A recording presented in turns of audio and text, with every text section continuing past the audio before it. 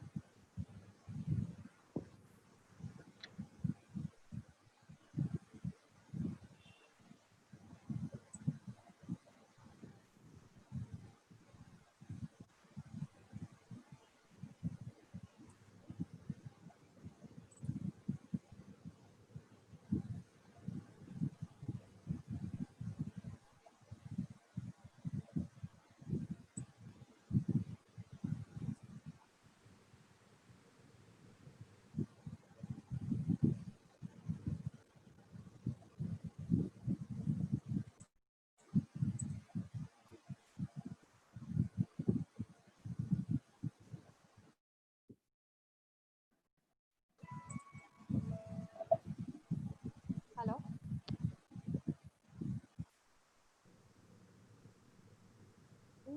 না, যারা রেজিস্টার করেছে তারা তো ওই হোয়াটসঅ্যাপ গ্রুপেই থাকে।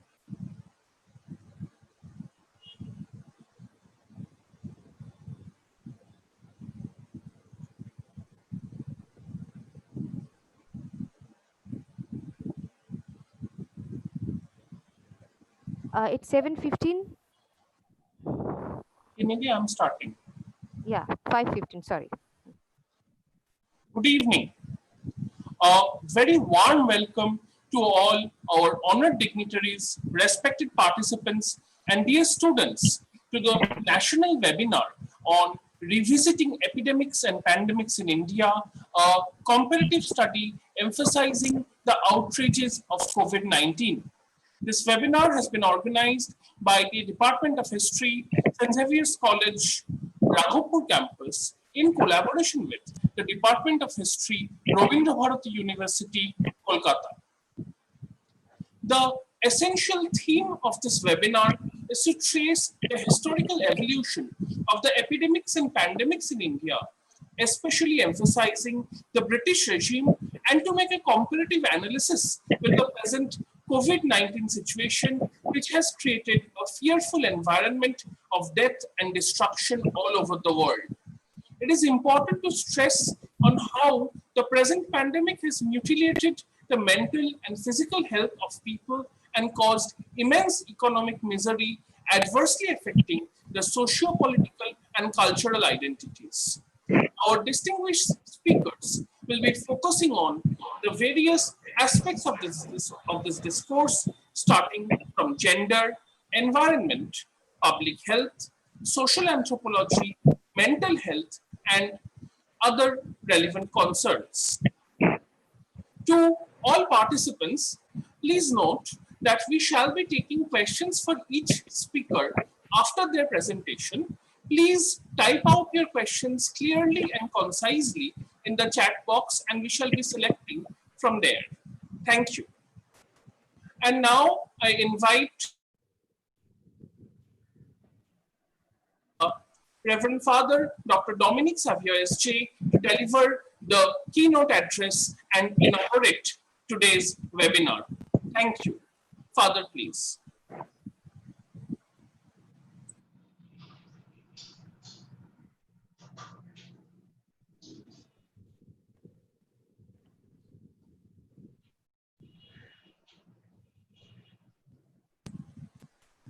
Father, you will need to unmute yourself, please.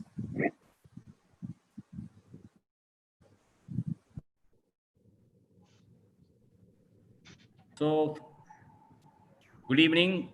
and welcome to the webinar organized by the Department of History, Xavier College, Kolkata, Ragapur campus. Respected speakers, distinguished participants, and our dear students, I welcome you all to join the webinar organized by the Department of History, Xavier College, Kolkata, our rural campus, Ragapur campus, in collaboration with the Department of History, Rabindra Bharati University, Kolkata, on revisiting epidemics and pandemics in India, a comparative study emphasizing the outrage of COVID-19. The aim of this seminar is to have a historical analysis of the epidemics and pandemics which took place in India, especially during a colonial period, and to encounter that particular discourse in the light of the present COVID-19 situation. Here we expect various dimensions, scholarly arguments, which will surely engage the audience and would be beneficial for future investigations in this particular field of study, focusing on public health. I hope it will be an enriching session and would like to welcome you all again to be part of this academic initiative. Thank you and God bless you. The epidemic and pandemics are not a new phenomenon in the world history. By the middle of the 19th century, with the help of vaccination and the concerns for sanitary improvements, men became able to win over the Scotch like plague, Spanish flu, and others. But the human responsibility behind the outbreak of any virulent malady became a focal point for discussion. The disease, in a great extent, intruded to the East with, as a result of the scientific revolution, the growth of imperialism and colonialism, as scholars have opined. It's evident from the report of the sanitary commissioners that how the government from time to time dealt with the epidemic of cholera, plague, malaria, and smallpox, the sheer strokes of diplomacy and colonial indifference. These above mentioned illness from the Indian perspective took the form of epidemics and affected the entire nation, though they also had a worldwide impact. The essential theme of this webinar is to trace the historical evolution of the epidemics and pandemics in India, especially emphasizing the British regime, and to make a comparative analysis with the present COVID-19 situation, which has created a fearful environment of death and destruction all over the world. Our distinguished speakers will be focusing on the various aspects of this discourse, starting from gender, environment, public health, social anthropology, and other relevant arenas. I wish for the success of the event and pray to God for saving us from this calamity. Once again, wish you all the best for this webinar. May God bless you. Thank you, Father, for your inspiring and enlightening words. They will surely guide us in our efforts. Thank you again. I now introduce our first speaker for today, Dr. Kamlesh Mohan, who shall be speaking on perceptions and experiences of epidemics in colonial India with special references to Punjab. Dr. Kamlesh Mohan is the Professor Emeritus, the Department of History, Punjab University. She is well known for her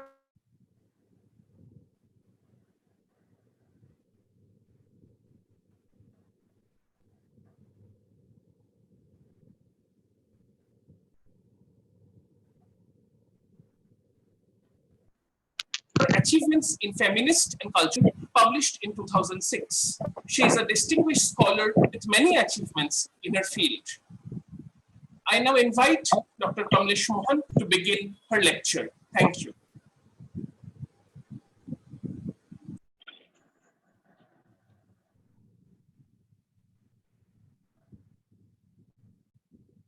Father Domenico, Xavier, and virtual audience, as well as the organizers of this seminar. I thank you for inviting me to participate in this webinar and share my perceptions, my ideas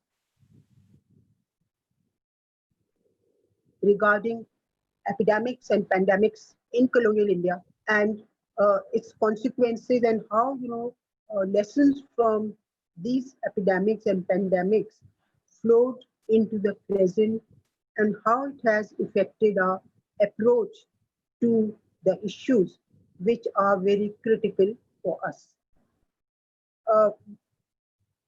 I would be happy to share my ideas regarding this. I would, in the beginning, refer to this year's winner of Nobel Prize, John Lederer, for his work on emerging diseases. It indicates the global concern for the afflictions of men, women, and children, and its long-term implications for accommodation and adjustment.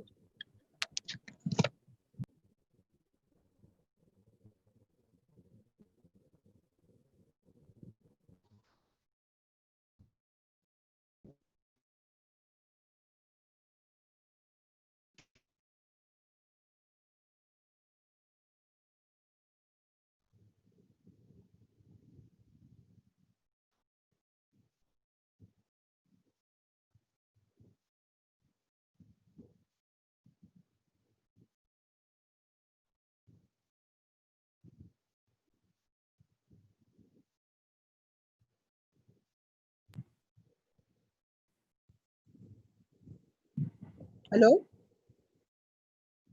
Yes, yes, ma'am, you are audible. You are audible. You can continue, ma'am. Thank you. Is it okay? Yes, The ma'am, video please has proceed. stopped. Yeah, you can continue. You can continue. Yes, ma'am, please proceed.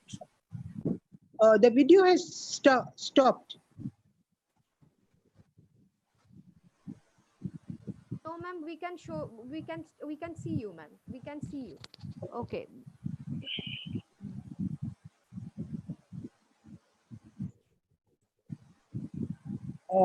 Is it okay now? Yes, ma'am. Yes, We ma'am, can it see is you. okay. Please proceed. Okay, I'll start it again. Well, today's very serious concern is COVID-19, and this concern takes us to the past and also glean out insights. What was epidemic, what was pandemic, and how it is going to affect its lessons are going to affect our lives today. I would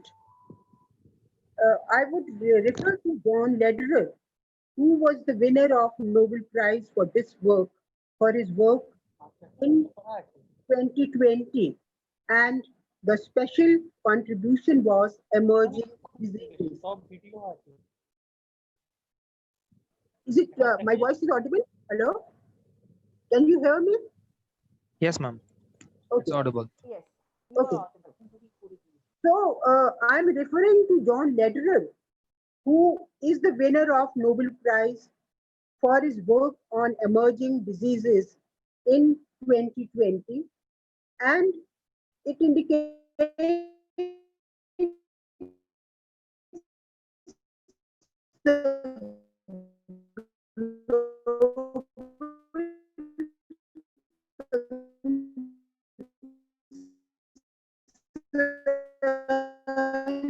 for the afflictions of man and its long-term implications with nature rather than confront it. It is unlike the European concept that is fighting with nature, exploiting it, and confrontation with nature. The real issue is to develop a more nuanced understanding of relationship amongst the people, irrespective of their economic status, racial, and caste identities. I wish to share my ideas regarding historicity of epidemics and pandemics. Now, I would uh, draw your attention to this fact that pandemics and epidemics, these occurred in the past also, right in the 7th and 8th century, and before British came to India, before they established their colonial hold, they already were familiar with epidemics and pandemics also. So imperialism, colonialism, and capitalism, these were the driving forces for transporting bodies as well as pathogens across seas. And the expansionist politics of European countries through trade and colonization had brought new diseases like syphilis to new territories conquered by them. So I would uh, pass this particular point and we'll discuss it later. And many sources can be approached in order to get ideas about epidemics, pandemics, and what are their origins, what is the perception in literature and folk media and official records, newspapers, especially vernacular uh, papers also. Now, I would refer you to Greek and Roman classics. I would not go into details, just to mention Homer's Iliad and also Thucydides' account of disease in Athens, and also accounts of bubonic plague in the other Greek writings and Roman writings. Now, the message in these ancient writings is that pestilence and war, these were these were allotted or these were assigned equal place. So what these writers were trying to say that these had the leveling effect, like the epidemics and like the pandemics. Now you might be wondering whether the ideas of contagion or touch or these ideas were present in these writings. I would say yes, these ideas were there already. I would not go into more details regarding the Roman poets or the Greek writers or their epics and etc. etc. But one point which needs to be emphasized is all of them equated pestilence and death. As pestilence is a great leveler, similarly, death is a great leveler. It has a homogenizing effect. Now, in the era of COVID-19, the newspaper reports tell us that uh, there are references to mass burials and also graves and also makeshift morgues, especially in the hospitals and the nursing homes. Similarly, in the ancient time, there were death pits and mass burials where bodies were heaped upon bodies with no distinction of caste, caste, creed, or race. That is, they drew the conclusion, these writers, that epidemics and pandemics, these have a leveling effect, these have a homogenizing effect.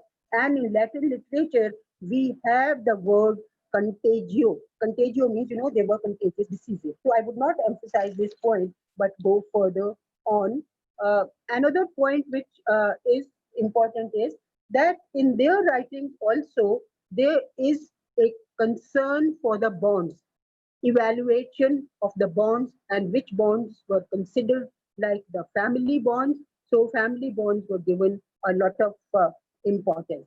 So the goals of protection were important, and sometimes these goals of protection, even today, these are in conflict. Whom to protect yourself, to protect the family, to protect the neighbor, and so on and so forth. So I would say the literature today itself, I would refer very briefly, and then in the conclusion, we'll refer to the lessons from literature in Hindi or in other languages also. So it is more concerned about emotional responses and social relationships. So that is not directly concerned with COVID-19. Coming to Now we come to the actual discussion of the epidemics. First of all, we can talk about smallpox. And smallpox, I would say that the colonial policies and laws which had a coercive content, apart from creating discontent against coercive measures, especially for controlling plague and smallpox, the colonial state had unwittingly led to the constitution of a powerful popular discourse against the imperialist perceptions of disease in India.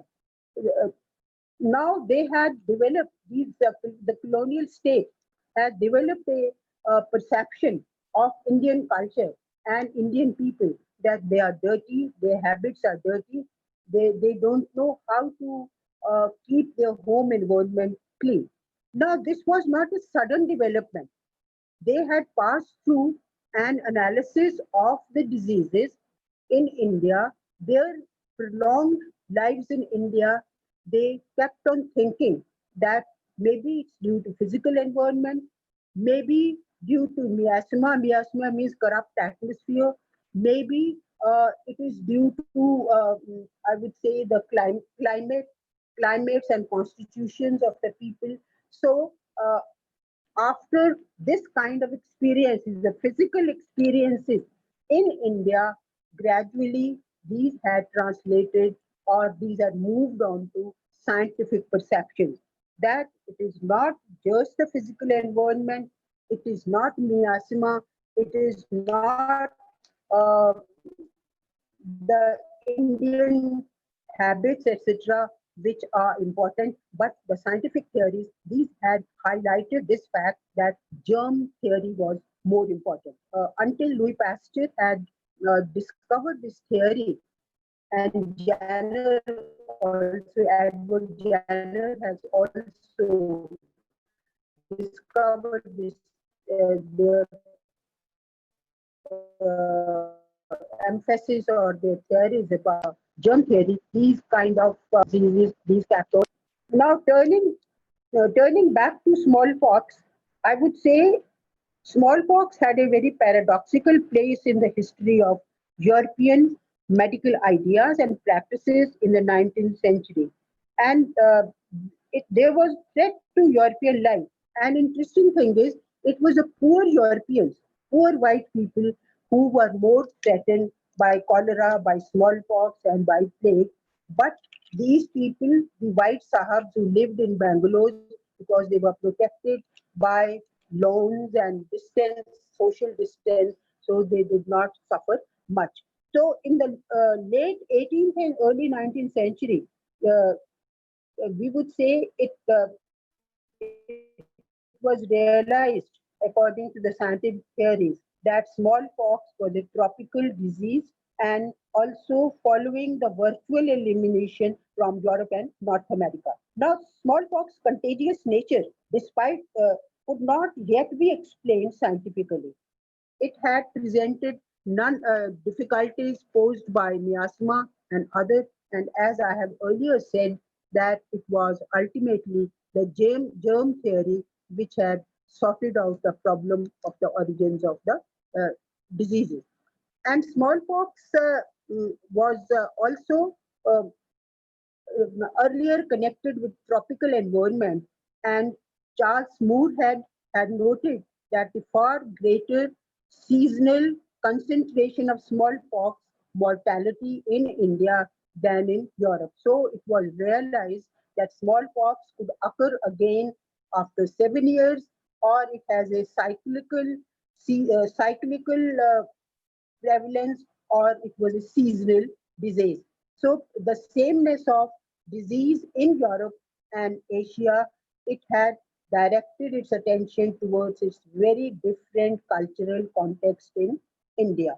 So many, I would not go into detail what were the cure which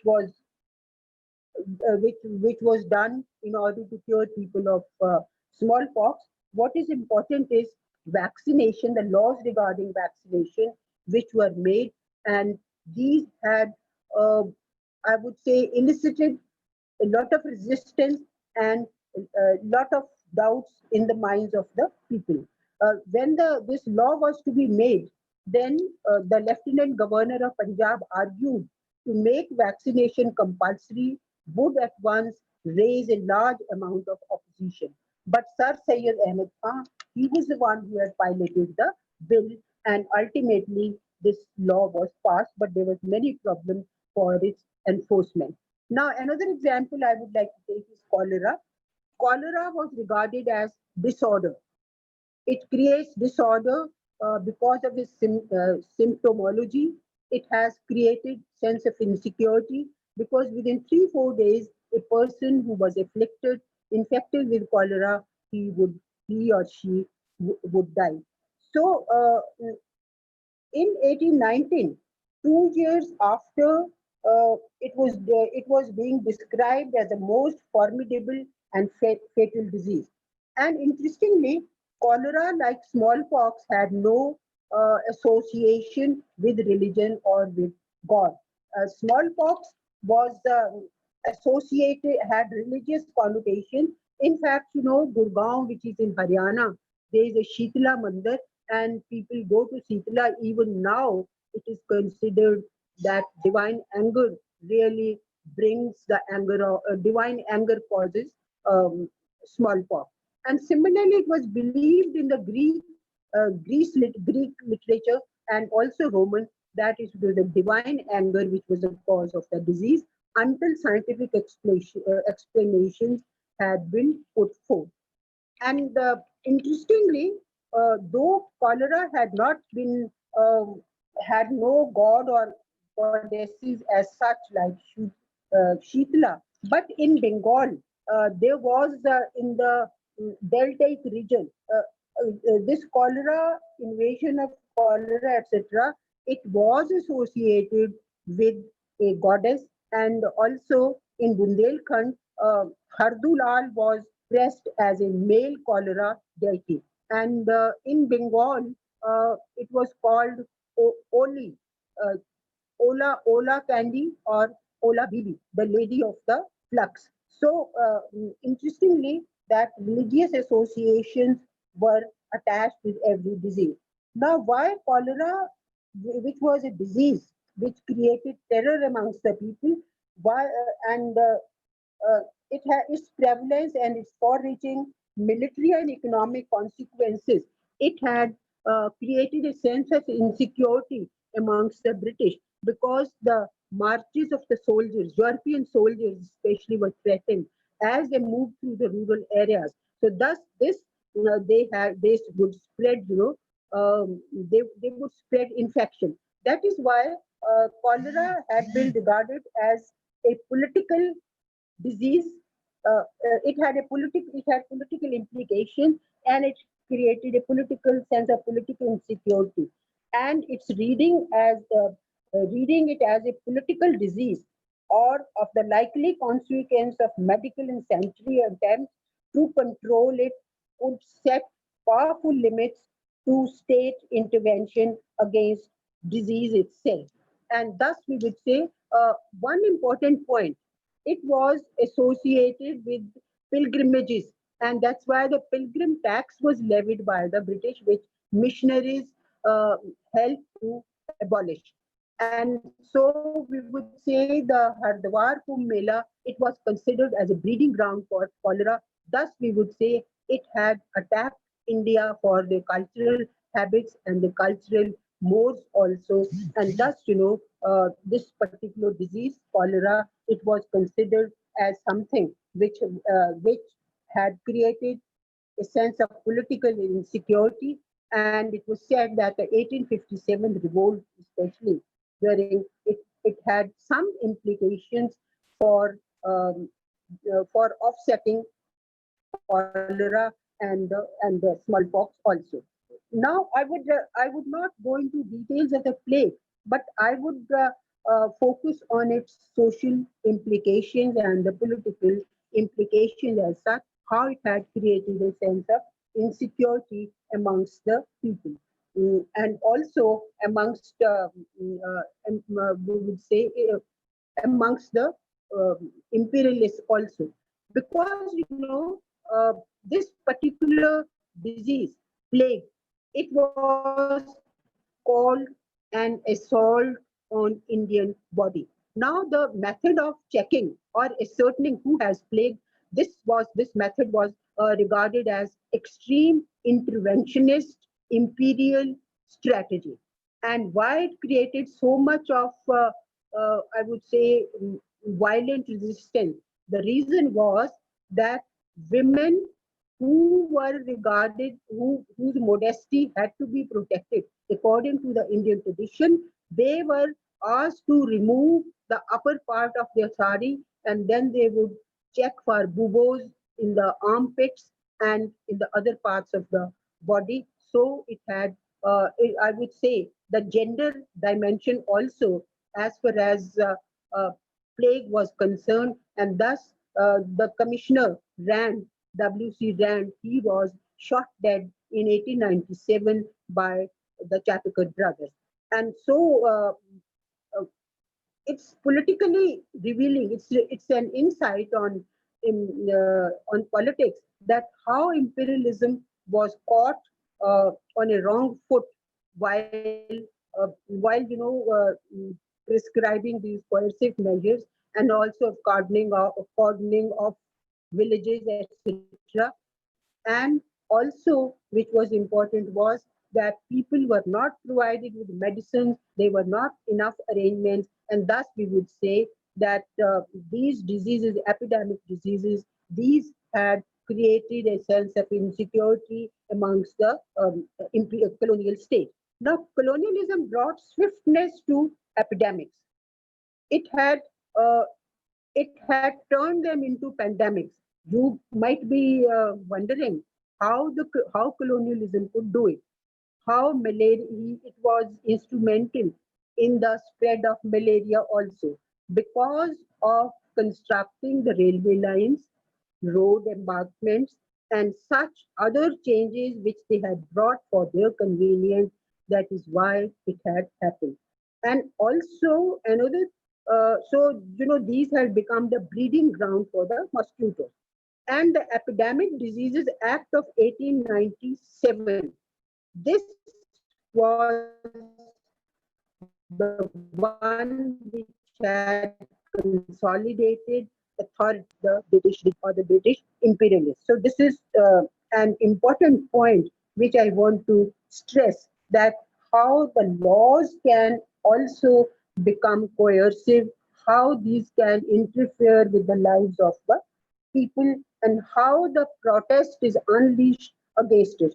For example, D.G. Tilak, he wrote in his paper Maratha and Kesari about plague, and there was literally an agitation against plague regimes and also the Epidemic Diseases Act. And so we would say that state, when it takes the help of law, when it legislates, it has to be very careful also. And another thing, for example, I would take you back uh, to the English history, British history. In the 14th century, when there was Black Death or plague, it led to the death of numerous serfs, uh, that is, the slaves. Uh, they made them, this had made them scarce, and it led to the easing of restrictions on them. And you must be wondering why am I mentioning this uh, point, that it has brought economic changes. That is the end of serfdom or slavery. Then another outbreak of cholera also brought an Closures Act and the birth of capitalism in Europe, especially in Britain. And I would stress this point, that on blaming the poor peasantry for spreading infection, they had enclosed as much land as possible, so the rich had a benefit and the poor had and that is what happened. And the bubonic plague in the 19th century, it has strengthened capitalist economy. So colonialism brought it to various brought a plague and other epidemics tightened hold of colonialism in India and sharpened its critique of Indian culture, religious communities, and treatment of women, health regimens, and pilgrimages like Kumbh Mela. But we should not view history in negative light only. I would say public health strategies also were attended to. Not that the colonial state wanted to do it, they were very reluctant to spend money on administration or in providing, I would say, healthcare systems or public health, etc. So, how so reluctant they were, but they public health system, etc.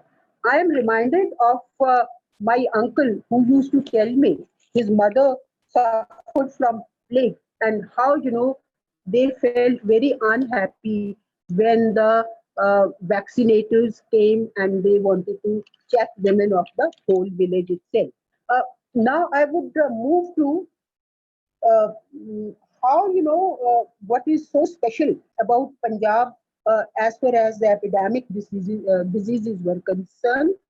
Important point is that it had uh, highlighted the role of the indigenous medicine, Vads and Hakims, perhaps in Bengal also, but powerful, and thus they had forced the government to revise the Municipal Committees Act, and the indigenous medicines, these were popularized by these Hakims and Vads, and one of the important names is Bhai Mohan Singh Vad.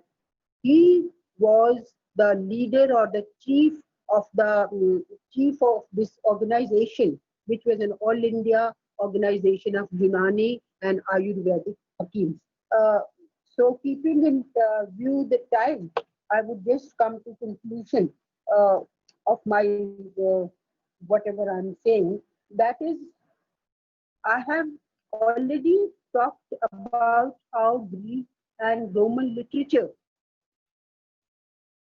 they had perceived epidemics. Now I would talk about mention how they have perceived these epidemics, how their perceptions were different from the perceptions of Western literature. And I would refer to a couple of examples. One example is from Mulk, uh, from two stories. Rajendra Singh Bedi is an Urdu writer, and he lived in Punjab. He wrote two stories, one about plague and the other about quarantine. Briefly, in 4 5 lines, I'll tell you a plot of the story. Plague is especially important. That who and he has a sanitary worker. The sanitary worker sprays tuna and carries dead bodies.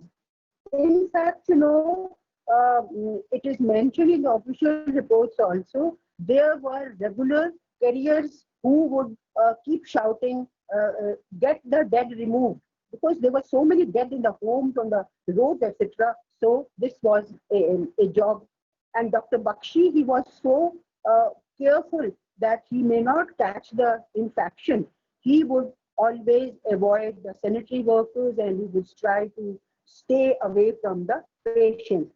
But he found that sanitary worker, his helper, he was he did not ever he did not ever bother about his own health or about his own. He had no concern for his family, etc. So he brought a change in the thinking of Dr. Bakshi. What I'm trying to say is that these stories emphasize the moral responsibility of the people or the health workers or the doctors. So this is an important thing. And there is Rabindranath Thakur's one poem. Chitra is a collection of poems, and in this uh, he In one poem, he tells the story of a person, of a zamindar and his servant. His name is Cheshta, and both of them go out of town to do something for a job, and there he contracts smallpox. And the servant looks after him, and in the process, he catches infection and he dies. So that is how, mental climate or the psychological state changes when people are in contact. So what I'm saying is that lessons from literature are more important, and the science has a role to play. Despite the new medical theories or advancement of science and uh, so on and so forth, but human beings' collaboration, their sensitivity is more important in the time of COVID, and COVID has taught us this lesson to respect nature, to look after nature, because, I myself, this is my personal observation, that now the sky is clearer, you can see its blue color, and even when you are locked in, the animals are moving around on the roads, they feel much more secure, and so we have to look after our rivers. The main reason that when we have exploited nature, the germs these have come closer to us. And one of the reasons for the emerging new diseases is that we have uh, taken away the place of nature, of animals, and other living beings. And thus, human beings have to relearn the lesson of coexistence, have to be more sympathetic, have to be more concerned with others. Thank you so much.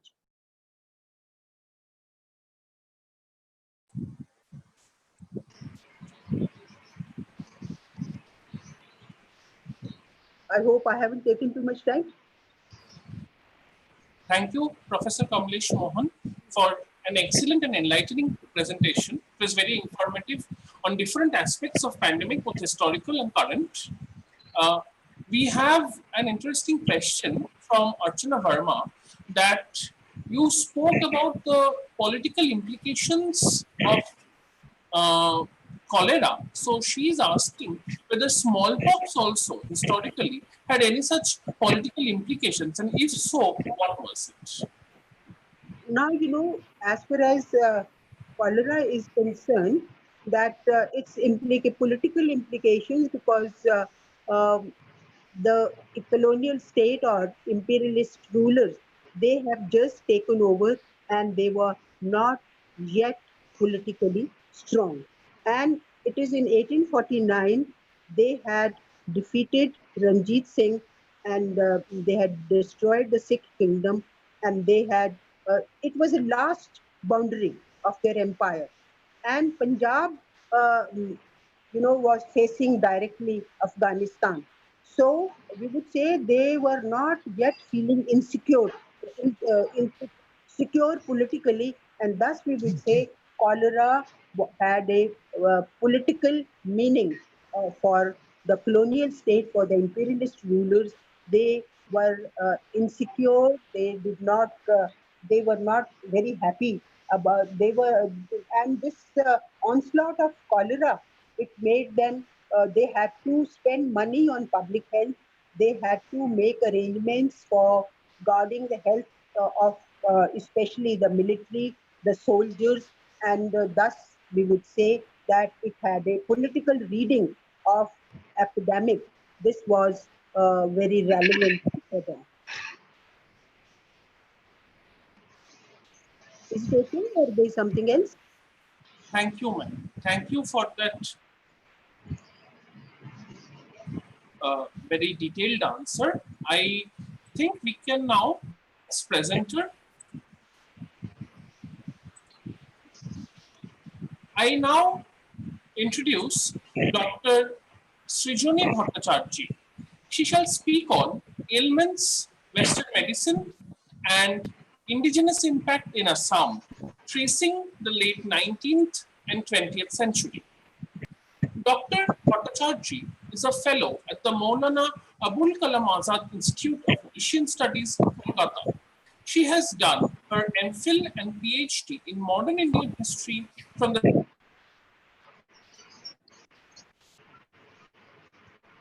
Center for Historical Studies. Bhattacharya has graduated and postgraduated from Assam University, Silchar.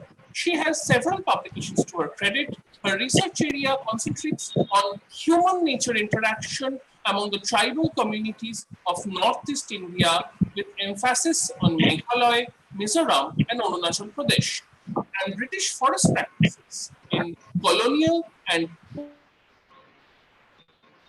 related environmental history of the region. I now request Dr. Srijani Bhattacharya to kindly begin her presentation.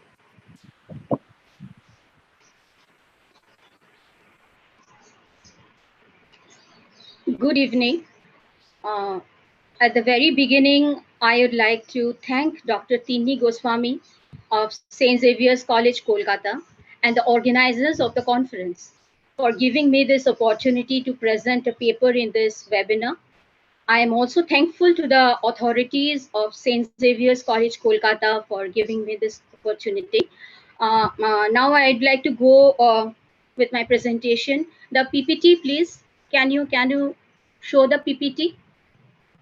Hello, can you hear me? Hello, am I audible? Yes, ma'am, you are audible. Yes, actually my PPT is with the technical team. So if they show it, then I can start with my presentation.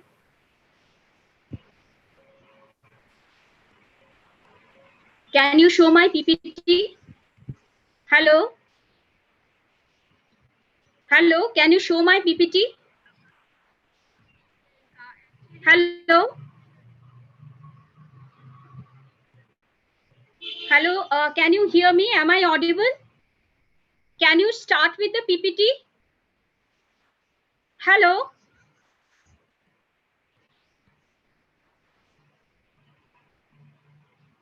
Am I audible? Hello? Please let me know if I am audible. You are audible, but what about the organizers? Yes, my PPT is with them and I need that actually. You're absolutely audible. Okay, ma'am. Yes, yes. Yeah, Sharing you the are audible. Hello, I'm The Shantan from technical the team, organizing team. please start with the Yes. PPT. Please Thank start you. with the PPT. Yes, sorry, ma'am.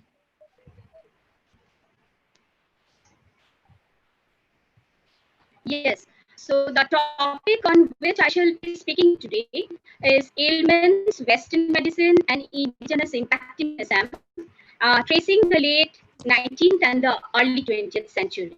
Next slide, please. Next slide, please. Okay. So as we know that Assam is one of the 8 states of Northeast India. And prior to the coming of the British, the region was more or less restricted to the Brahmaputra Valley, and it was ruled by the Ahom rulers, and they had ruled over the region for around 600 years. That is from 13th century to 19th century, and the region passed under the British administration of India under the clauses of the Treaty of Yandabu that was signed in 1826 between the Burmese and the British administration after the First Anglo-Burmese War. So after the inclusion of Assam within the British Empire of India, there were several territorial changes at different points of time. Like we find that in the year 1874, Assam was declared as a chief commissioner's province. During the year, we find that the Surma Valley district of Kachar and Sylhet of neighboring East Bengal were incorporated within Assam. The Goalpara region, which was previously a part of Bengal, was made a part of Assam. Then the Garo, Khasi, and the Jaintia Hills, or the present-day Meghalaya, that became a part of Assam in the year 1874, with Shillong as the headquarters of the region. In 1881, we find Naga Hills, or present-day Nagaland, was made a part of Assam. Lushai Hills, that is present-day Mizoram, became a part of Assam in 1898, and Northeast Frontier, or present-day Arunachal Pradesh, became a part of Assam in the year 1912. So we find that under the British, Assam denoted a huge territory. Only northeastern states of Manipur and Tripura were not parts of Assam because they were princely kingdoms. They were not parts of Assam. Apart from Manipur and Tripura, the entire northeast India was denoted as Assam under the British. Next slide, please. Next slide. Okay, so this is the map of Assam. You can see the pink region denoted Assam, and Manipur you can see that was princely kingdom, and here Tripura is located, which was also princely kingdom. And that is Meghalaya. Was also a collection of monarchical units in the previous period. Now, under the British, the monarchical units were together and it formed part of Kasi and Garo district that was incorporated with Assam in year 1874. Next, next slide. So, what we find that when the British thought of incorporating Assam within the British Empire of India, the two factors they took into consideration. Number one, the strategic importance of the region. They created a landmass to act as a buffer region between Burma and British India. And secondly, that the region was a corridor for trade relation to China in future years. But their interest for Assam increased manifold when they discovered that indigenous tea plants grew in the region, and this happened, say, around 1830. After 1830s, no, please, the previous slide, please, the previous slide, yes. So we find that with the discovery of tea, we find that British interest in the expansion of tea plants, and in order to communicate the tea production of tea on the largest markets, they entailed so much attachment of railways and find the strengthening of the political administration also. The various branches of political administration like the public works department, the forest department, the revenue department, various departments are functioning in the region, and in later years, the discovery of mineral resources like petroleum, the importance of Assam as a commercially lucrative province increased in the eyes of the British administrators. Now, these were the factors that led the British enter the region of Assam, and they started entering the region of Assam, and soon they came across various diseases. They found that the region was infested with diseases like malaria, smallpox, cholera, then tuberculosis, typhoid, jaundice. So various kinds of diseases were already there when British came to the region. Some of the diseases took the shape of epidemics, while others did not. So what we find that therefore the British developed a notion, they developed an idea that Assam was not a healthy province, was not a healthy province. Like we find in the observations of Lieutenant R.D. Pemberton, who was the Joint Commissioner of Manipur, and he was also posted in various administrative capacities in Assam also. He was also Assam is the most unhighly region after Rangoon. Before the British and Shihab English came to Mizoram in 1662, he also was of the opinion that Assam was not the healthy. So we find the foreigners did not consider Assam as a healthy region, and rather they consider the region as a disease zone. Next slide. Next slide. Next slide. So what we find that in the British ventures and various missions in Assam, they considered a medical team with doctors trained in Western medicine as mandatory. Now, the first interaction of Assam with doctors trained in Western medicine came with the military and the army troops.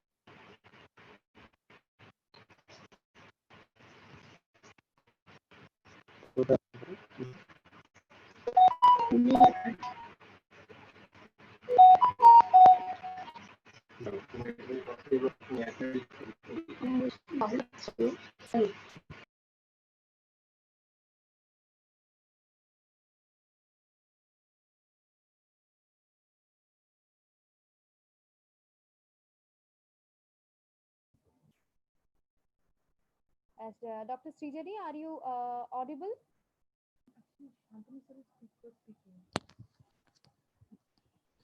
Hello. Yes, Uh, can you? are you Dr. Srijani? Are you audible?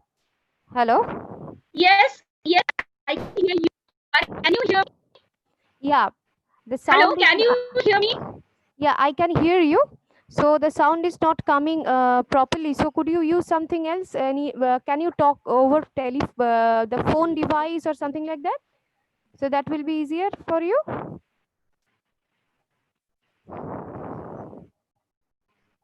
Let me see.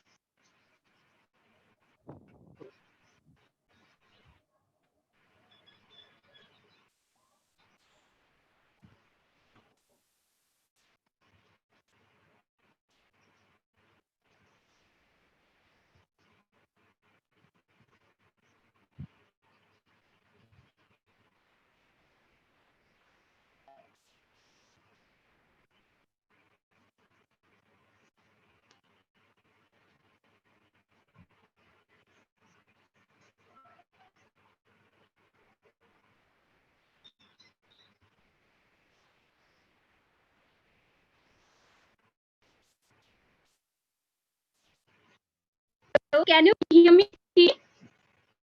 Hello.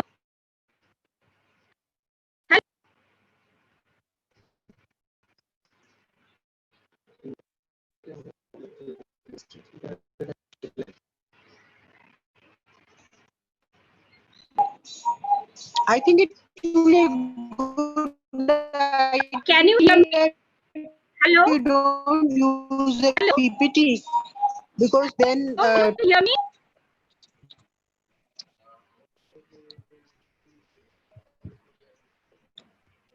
Voice is breaking. Voice Your is voice is breaking, but is it audible? Hello. Yes, now it is audible. Okay. Participants, there has been a technical glitch. Please bear with us. We will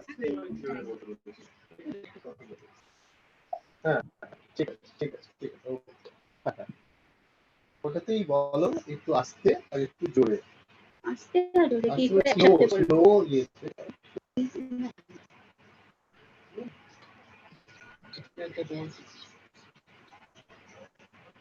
Hello, Tini, can you hear me? Hello, am I audible? Yes, ma'am, you can be heard. You are completely audible, ma'am. Please Should go on. should I continue? Yes, Yeah. ma'am. Should I Yes. continue? Continue with Yes, your ma'am. lecture, Okay. ma'am, please. And Okay. very sorry for this So inconvenience, ma'am. Please go on, ma'am. uh, what I was talking about is that Assam was perceived as a diseased zone by the British administrators. Therefore, what they did that in all their missions and ventures in Assam, they thought that a medical team trained in Western medicine is mandatory. So the interaction of Assam with doctors trained in Western medicine came with the military and army troops that patrolled over the region since the late 18th century. Here I would like to mention that in the late 18th century, the Ahom dynasty was on the verge of its decline. The later Ahom administrators were weak administrators. Kings were weak administrators, and taking advantage of this, the Burmese invaded Assam and they massacred the local population to a large extent, and they destroyed the resources. So there was a political confusion, political chaos. So what we find that the Ahom administrators in this case, they wanted the intervention of the British. Hence we find that military and army troops, British military and army troops, patrolled over the region since late 18th century. So this was the beginning of this was the initial interaction of Assam with the doctors trained in Western medicine. The discovery of tea, what we find, discovery of indigenous tea plants in Assam, we find that, and with the strengthening of political administration, with the coming of various missions like botanical missions, geological missions, various missions for topographic missions, all these missions, when they came to Assam, they considered medical tea mandatory with them, because they had the idea that Assam was not a healthy region. So thus we find that doctors in Western medicine was considered to be essential by the British officials in the region. Next slide, please. Next slide. Next slide, please. Next slide. Please, next slide. Now, initially, what we find that the British government soon after its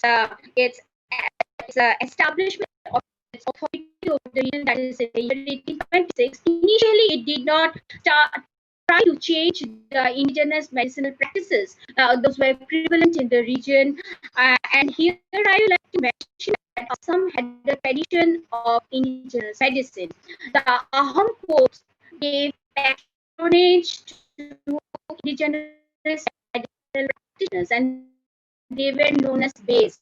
And these people were given patronage by the rulers. They were given bonds of lands and attendance. And Base Borua was considered as the main physician. So thus we find the Ahom court patronized the indigenous medicine practice, but trying to limit border between the in the fringes, I mean, between the base of Assam and the hill areas. Those tribes had profound knowledge about ethnomedicine, about medicine made from floral and faunal resources found in the region. So such kind of traditions we do find in Assam. And initially, for the first few years, the British not trying to change it. We find that David Scott, the agent to the government general of North India in 1856, that the Ayurvedic system of medicine should be taught at the astronomy and mathematics in Sanskrit medium primary schools. So change we find that change started to come up after 1835 when the government started propagating merits of Western medicine as a whole of civilization, and they also emphasized that the indigenous medicines were barbaric in character. As a result of which, we find that the indigenous medicinal practitioners who received royal patronage under the Ahoms, it was a severe blow to them, because they had expected that they would get similar kind of support from the British government also. But the change of attitude on the part of the government was certainly, it produced some kind of reaction among indigenous medicine practitioners, and the reaction was both as a defensive and assertive. So what we find that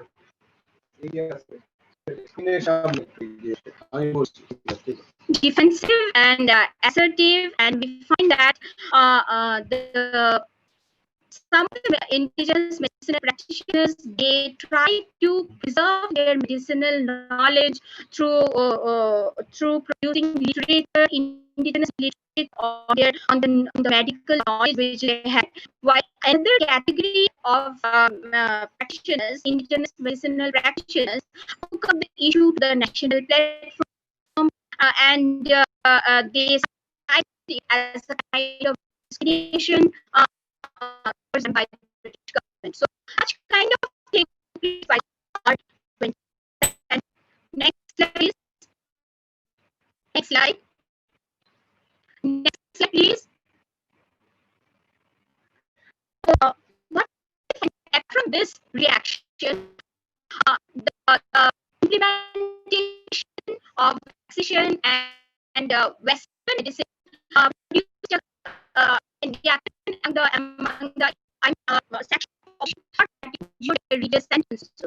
Because some diseases were associated with the worshipping of certain gods and goddesses, like we find that smallpox was thought to be cured if goddess Shitara was worshipped.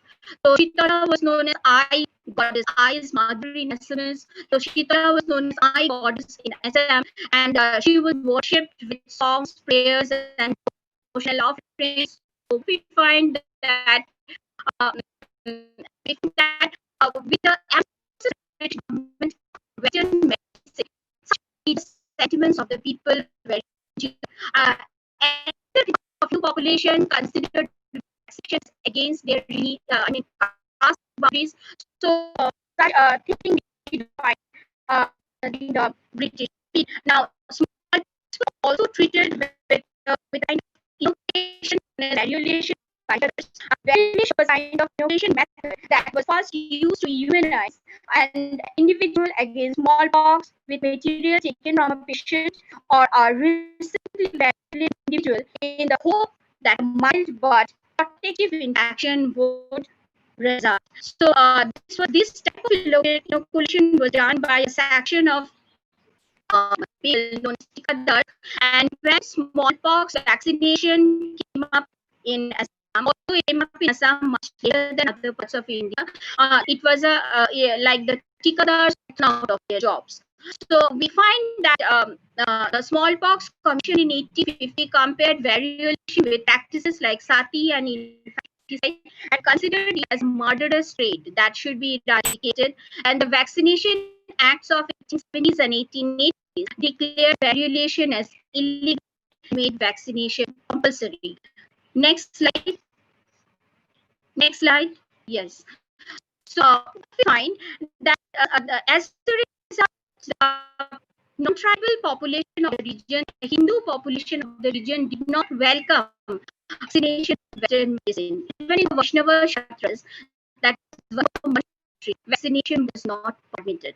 Only the tribal areas residing in the hill areas of Assam got vaccination and Western medicine, but the non-tribal population did not welcome it. So, now smallpox, we find diseases like malaria, cholera also played havoc over the 20th century, and cholera devastated a substantial population. And again, we know some Western with malaria. Assam was infested with malaria even before the coming of the British. Even before the coming of the British. So we find that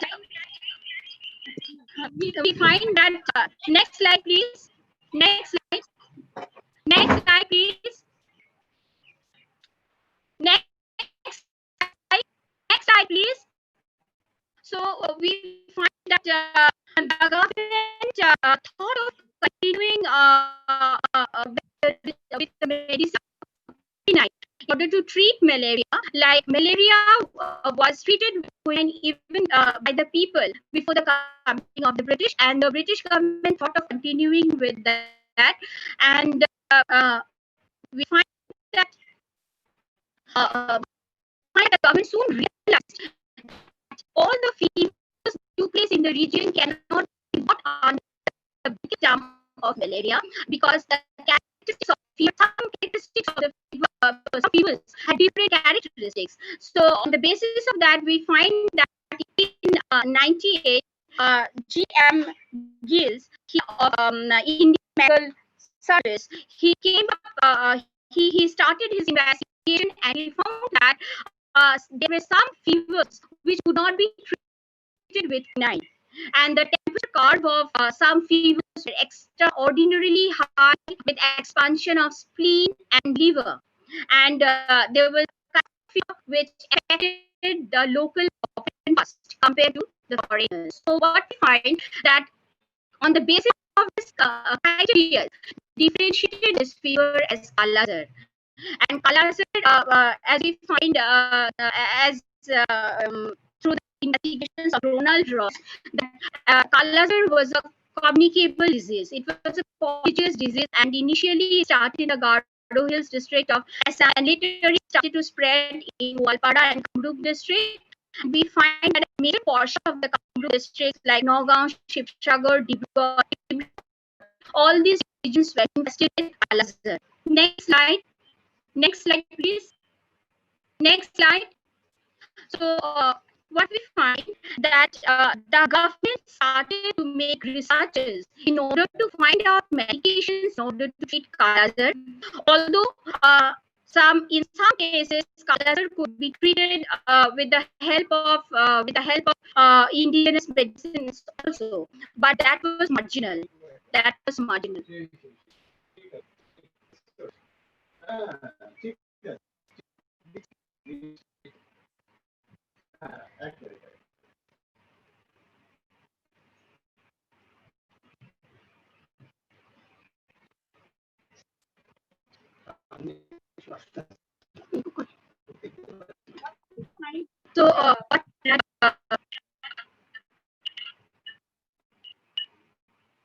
So what we find that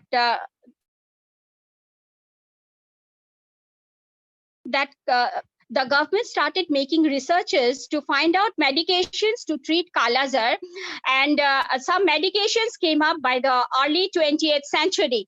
So early 20th century, we find. Is it audible now? Is it audible now? Can you hear me? Yeah. Hello, Yeah, can you hear me? We can hear you. You please continue. Can you hear me? Yes, ma'am, you're perfectly audible. How it's perfectly audible? So what we find that during this period, we find that there was rise of indigenous literature also, because some in Yes. You please continue. we find that actually there is echoing. It is echoing. I can't speak properly. It is echoing, and it is really creating a problem. I can't speak properly.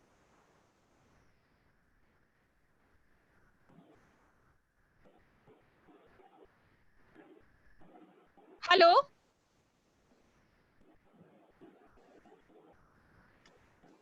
So what we find that there was rise in indigenous literature during this period, and since a section of indigenous medicinal practitioners could successfully treat Kala-Azar, although that was marginal, but still it gave a boost to indigenous literature during this period.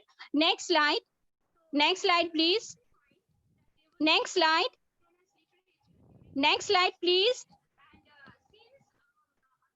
So what we find that during this period, a number of indigenous literature came up in Assam. In 1898, we find a book named Proshuti. Proshuti coming up, written by Kukha Kanto Borkokoti, and it was published from Dibrugarh. Then another book named Shastobidhi came up in the late 19th century. And another book named Vidya Amar was published in 2 volumes. So such indigenous literature on indigenous medicine came up during this period. Next slide. Next slide, yeah. So what we find that by the early 20th century, the government thought of, it came up with some kind of medication in order to treat Kala-Azar, and we find the application of antimony tartrate. So antimony tartrate as a solution to Kala-Azar, because Kala-Azar was rampant in Nagaon and Shivsagar district of the region, and it could successfully treat around 32,000 patients by the third decades of the 20th century. And we find that in the tea gardens of Assam, the government adopted a policy of segregation. The tea gardens were divided into two parts, that is old lines and new lines. Old lines consisted of patients suffering from Kala Azar, while new lines consisted of people who were not infected. So by adapting a policy of segregation, the government to a large extent, it could handle the situation.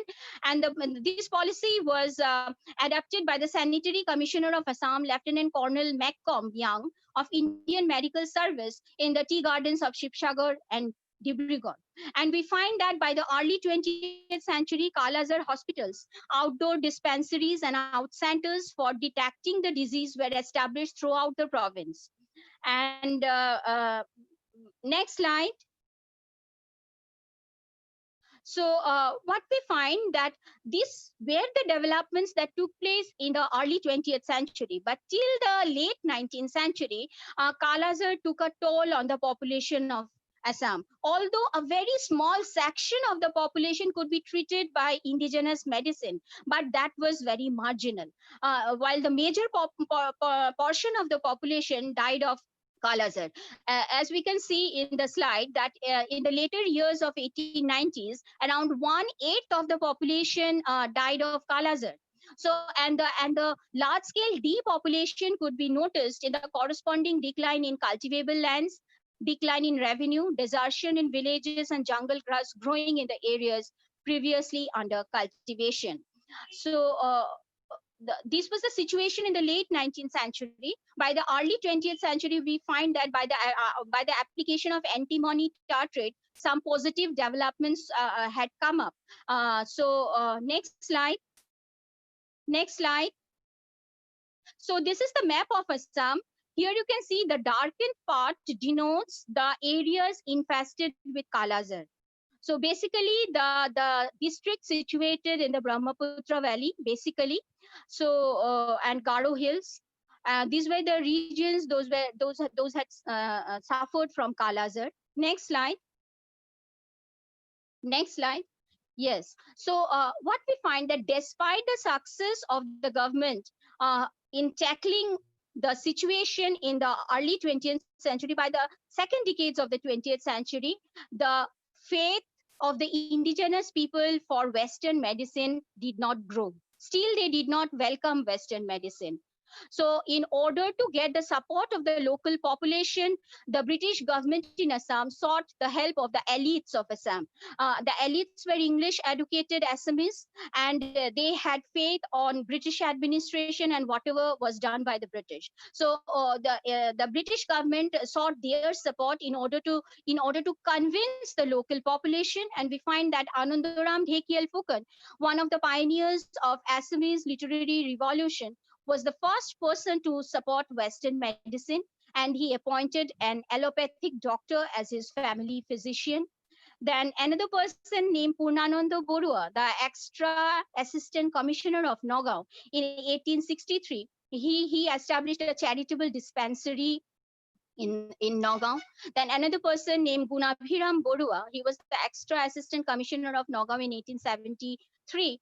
He recommended for smallpox vaccination in the region to the chief commissioner of Assam. So we find that the small section of English educated Assamese supported Western medicine, but these people also had some kind of dilemma. They also suffered from some kind of dilemma. Like next slide. Next slide. Next slide. Yeah.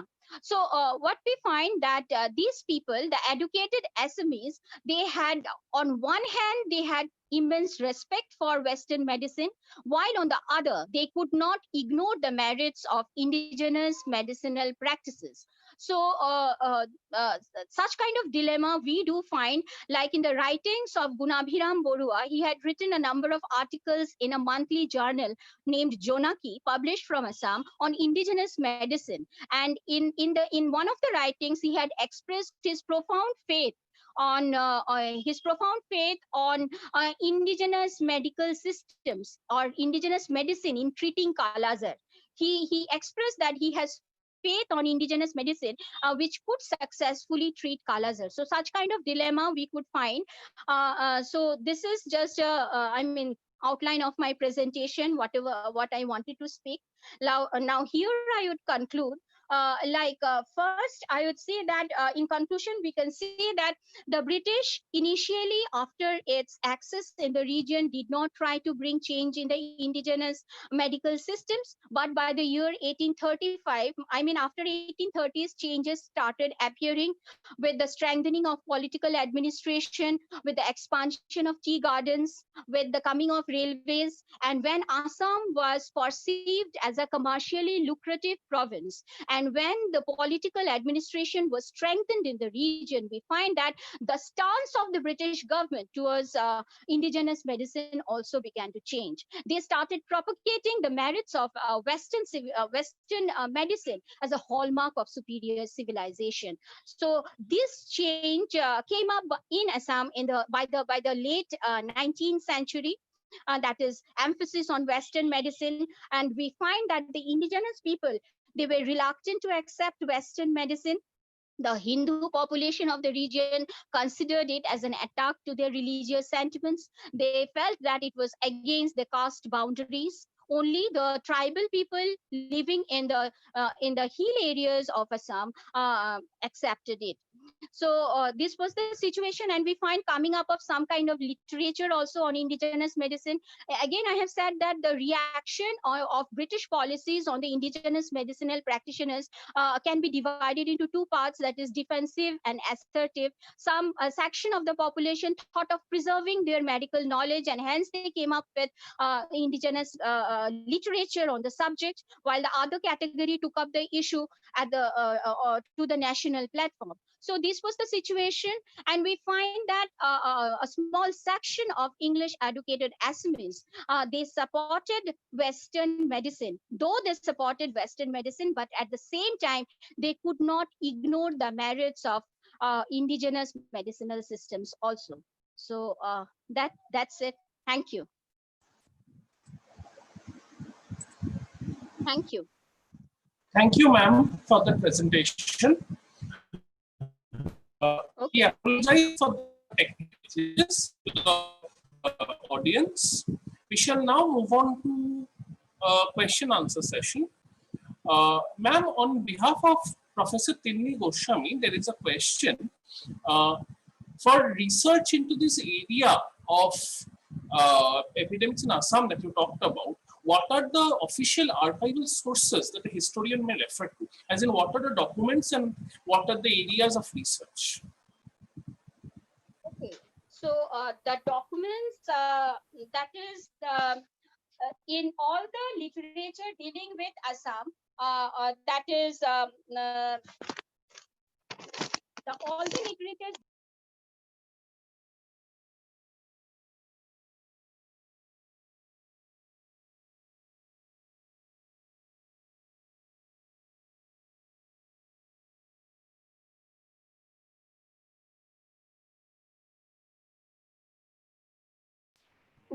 We find that the books like John McCosh, Topography of Assam, then we find Edward Gate, History of Assam, then we find W. Hunter's Statistical Account of Assam, then we find Arupjati Soikia, The Unquiet River, the biography of Brahmaputra. So in all these books, you do find references of the coming of Western medicine in Assam and its interaction with the indigenous medicine. So such kind of aspects you do find in these books, and moreover, the sanitary reports dealing with the province, they talk about this aspect to a large extent. So that's it. Can you hear me? Yes, you are audible. You are audible. Okay. So in these books you can find, and moreover, the annual sanitary reports on the province of Assam, as I have said. So these reports contain detailed, detailed literature on this area. Thank you, ma'am, for that answer. Welcome. We will now move on to the next speaker. I will now introduce Dr. Aparajita Dhar, who will speak on epidemics and reproductive health of women. Dr. Aparajita Dhar passed her bachelor's with honors and master's in history from Jadavpur University. She has pursued her PhD on the advent of gynecology, Western medicine and women in colonial Bengal. She is presently working as an assistant professor in the Department of History, the University of Bardhaman, West Bengal. Her areas of specialization are social history of science, technology and medicine, gender history, social and economic history of modern India. She has presented papers in several national and has a number of research papers published in national journals to her credit. Ma'am, if you would kindly begin your presentation. Thank you. Thank you. Can you hear me properly? Yes, ma'am. You are audible. Okay. Thank you, Orkodev, for your very kind introduction. Respected, esteemed speakers and distinguished dignitaries, my dear colleagues, friends, and beloved students, I shall first extend my heartfelt gratitude to Dr. Timni Goswami and the organizers and the authority of St. Xavier's College, Kolkata, for having given me this opportunity to share my views. My paper is entitled Epidemics and Reproductive Health of Women with special reference to the colonial period. Well, if you don't hear me, if you can't hear me, please interrupt because my network is showing unstable and I'll try to be as brief as possible. The medical historian Ira Klein has aptly described the years between 1871 and 1921 as a woeful crescendo of death. Whatever the underlying causes, an immediate factor in precipitating this protracted crisis of mortality was a series of major epidemics like malaria, cholera, influenza, and plague, occurring against a backdrop of high endemic disease levels. Between the middle of the 1890s and early 1920s, malaria alone might have been responsible for as many as 20 million fatalities, 1 in every 5 deaths recorded. Respiratory diseases like tuberculosis, pneumonia, bronchitis took almost as heavy a toll as dysentery and diarrhea. Although smallpox was beginning to decline, partly under the influence of increased vaccination, this was small consolation, and the incidence of cholera remained high, especially in the almost nationwide famines of the 1890s and early 1900s. Further, deadly blows were struck by bubonic plague, which between 1896 and 1921 caused an estimated 10 million deaths, and the influenza pandemic of 1918-19 is thought to have left 12 million Indians dead in its wake. Now, as far as reproductive health is concerned, a widespread skepticism regarding the reliability of mortality and morbidity statistics accounted for the comparatively understudied nature of women's reproductive health in India during the colonial period. Available morbidity and mortality statistics have confirmed the importance of the leading epidemic diseases as the main causes of deaths in early 20th century India. But by contrast, comparable statistics simply did not exist for maternal mortality and its causes. Hence, even though rates of maternal mortality were believed to be very high during the last quarter of the colonial rule, there was little evidence to prove it or establish its causes, characteristics, and social distribution. Now, it was observed that epidemic outbreaks of plague, smallpox, cholera, influenza, tuberculosis, which escalated general mortality, had been accompanied by a parallel rise in the death rates of infants and mothers, or mothers and babies. In 1925-26, Dr. Margaret Balfour conducted an inquiry under the auspices of the Indian Research Fund Association. She collected particulars relating to deliveries in hospitals in different parts of the country. Amongst these deliveries, there were maternal deaths. A few years later, the Council of the Association of Medical Women in India recognized how much valuable information on the subject of maternal morbidity and mortality could be obtained from the records in women's hospitals. In 1933, the association began to collect annual returns from a number of hospitals staffed by members of the association. These hospitals were scattered widely over the country and provided samples of conditions existing in many of the provinces and states. Well, in the 1930s and 40s, a number of field investigations were carried out to study morbidity patterns among villagers. Malaria, diarrhea, and dysentery were found to be the most common causes of morbidity. The survey revealed that more than 1/10 of the population was either acutely ill or indifferent to health. Poor and ill-balanced diet and malnourishment of expectant mothers had certain links with deaths from maternal causes. Between 1935 and 1938, there was a steady escalation in stillbirths, which showed declining maternal health. In 1938, the female death rate exceeded that of males in 17 districts of Bengal. Now, it may be noted that malaria, by rapidly raising the body temperature, tended to abortion and miscarriage.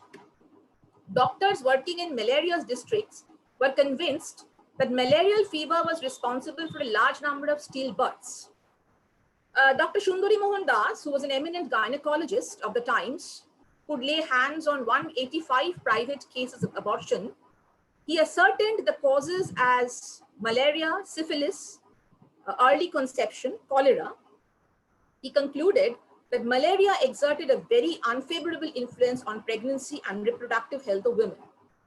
Dr. Sundari Mohan Das deplored the indifference of husbands to the plight of their wives on account of too frequent conception and too frequent pregnancies and exposure to malarial infection. Similarly, the question of administration of quinine during pregnancy was a much talked about concern. Some doctors apprehended that quinine induced abortion. One Dr. Chandra Kumar Datta wrote a letter to the editor of the Indian Medical Gazette that his experiences had proved to the contrary. Dr. Upendranath Chakraborty supported Dr. Datta and contended that quinine was almost the only drug on which one would have to fall back to stop malarial fever after all other drugs have been tried. And no harm was done even if women be pregnant. After much debated deliberations, doctors concluded in favor of quinine administration. On the other hand, the Public Health Report of 1940 to 41 mentioned that the provision for maternity services in Bengal was extremely poor, and in many rural areas, such facilities did not exist at all. According to official report, in a family was responsible for the relevant high tuberculosis among them. So TB was another disease that became associated with the Janana or the Andar Mahal by the early 20th century.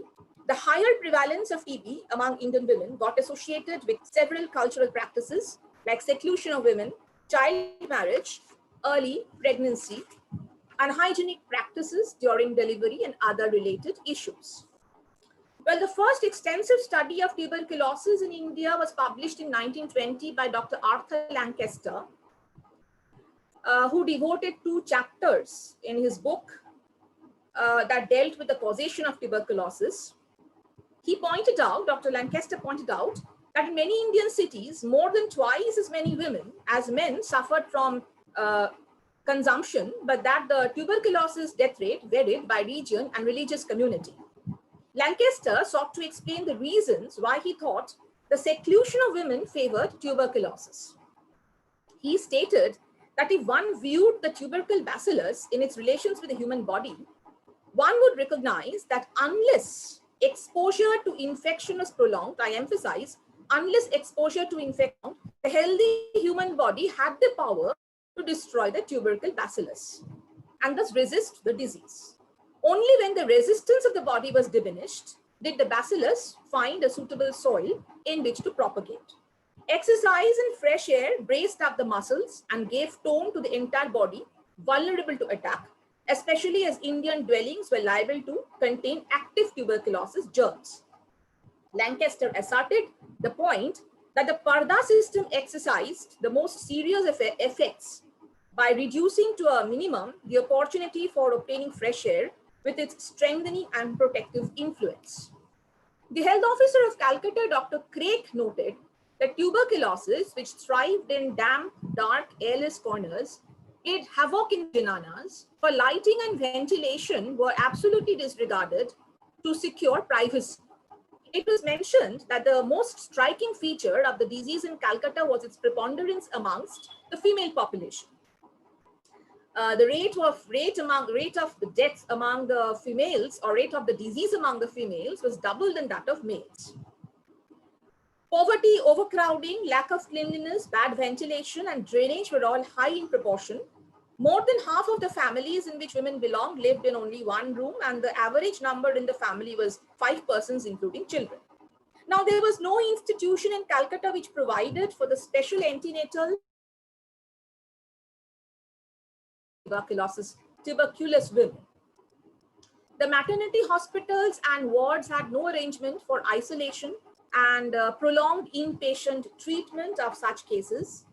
And so in the interest of the other patients, did not admit them except under emergency. As a result, the care of the mother with tuberculosis was one of the most difficult problems in maternal welfare. The condition of the family with limited means, in which the newly delivered mother was struggling against advancing tuberculosis, was truly pitiable. The home became neglected, the food was not properly prepared, and the children had every opportunity of developing the disease and adding to the sickness in the house. It may be pointed out in this connection that advice about the women taking proper rest, her need of good food and careful disinfection was all became useless when the family lived in one room and the mother was sick. The most effective solution of the vast problem would seem to be the provisions of institutional treatment for the mother during pregnancy and after delivery. The newly born infant could be segregated and brought up under good conditions with some hope and success. And the mother, before returning to her family, could be taught some reliable method of contraception.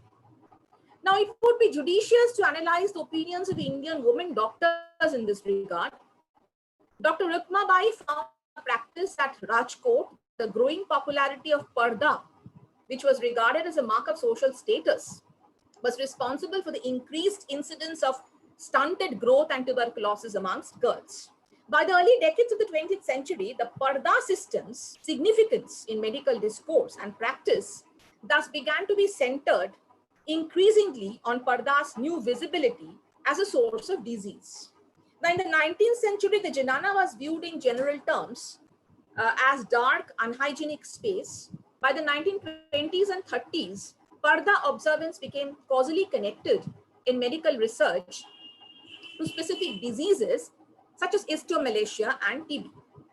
Now, this focus of medical discourse on parda meant that other more pervasive reasons for Indian women's poor health, such as poverty, overcrowding, overwork, malnutrition, other forms of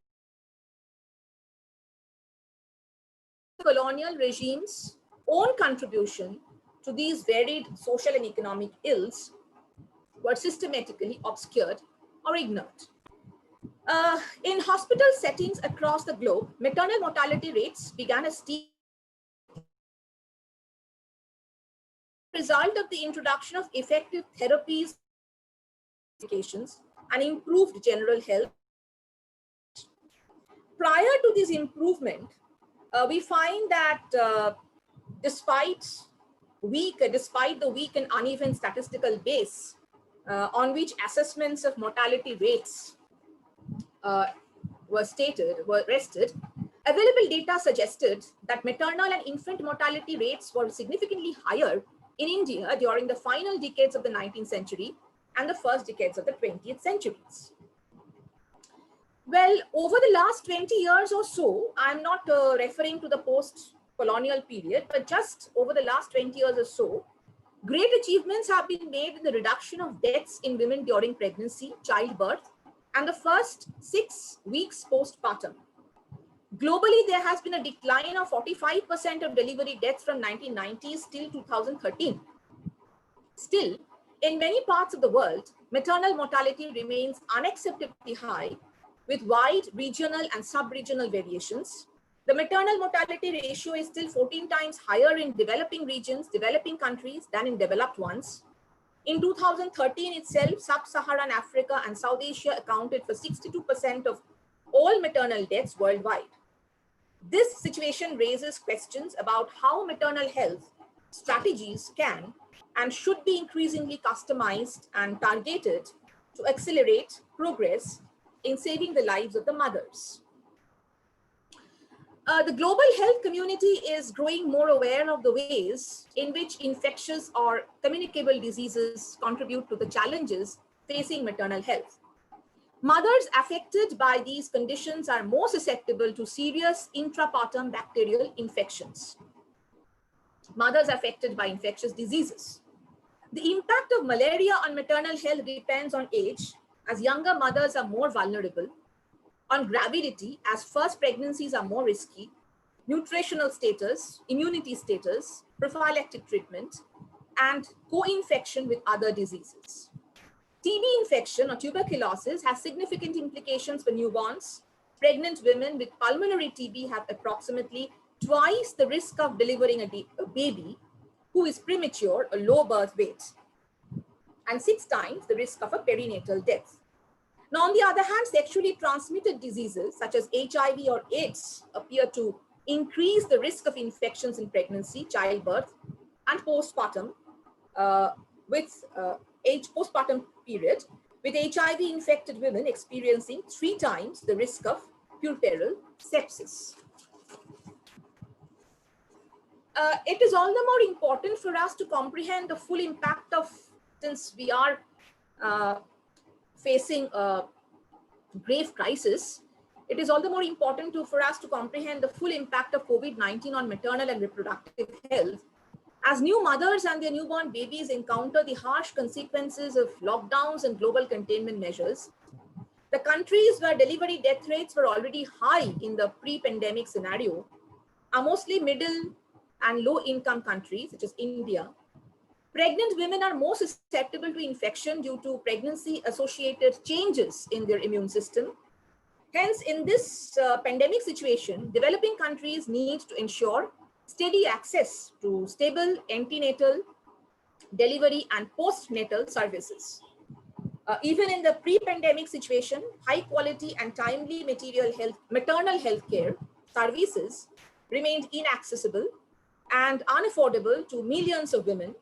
Now that stringent lockdowns are being enforced and several other restrictions imposed, these actually threaten to enhance the limitations regarding access to healthcare, thereby casting a negative impact on women's health.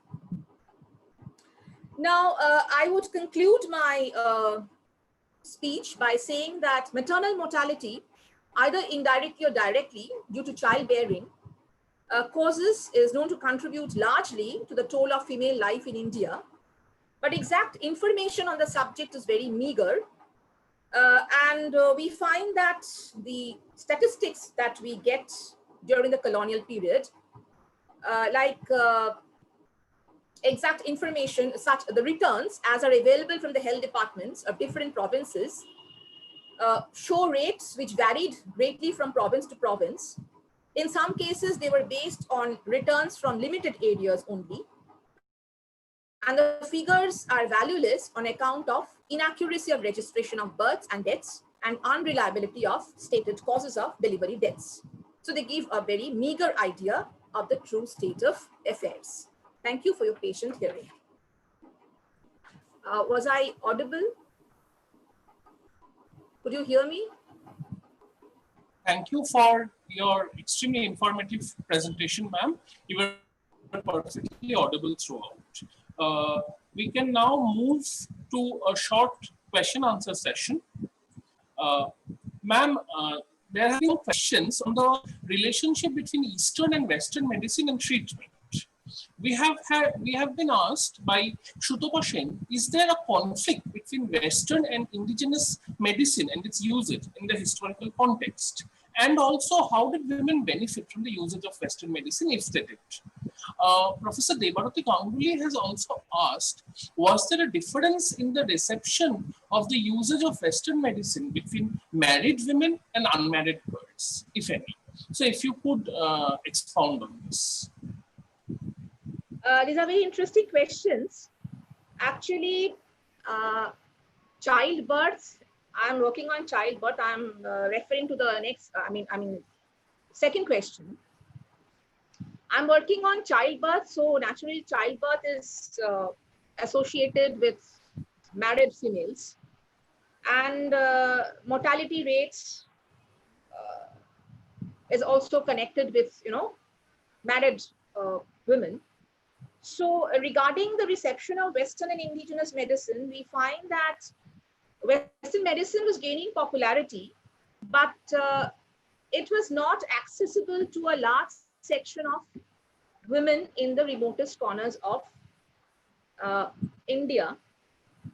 And mostly in these cases, we find that mortality rates were rising.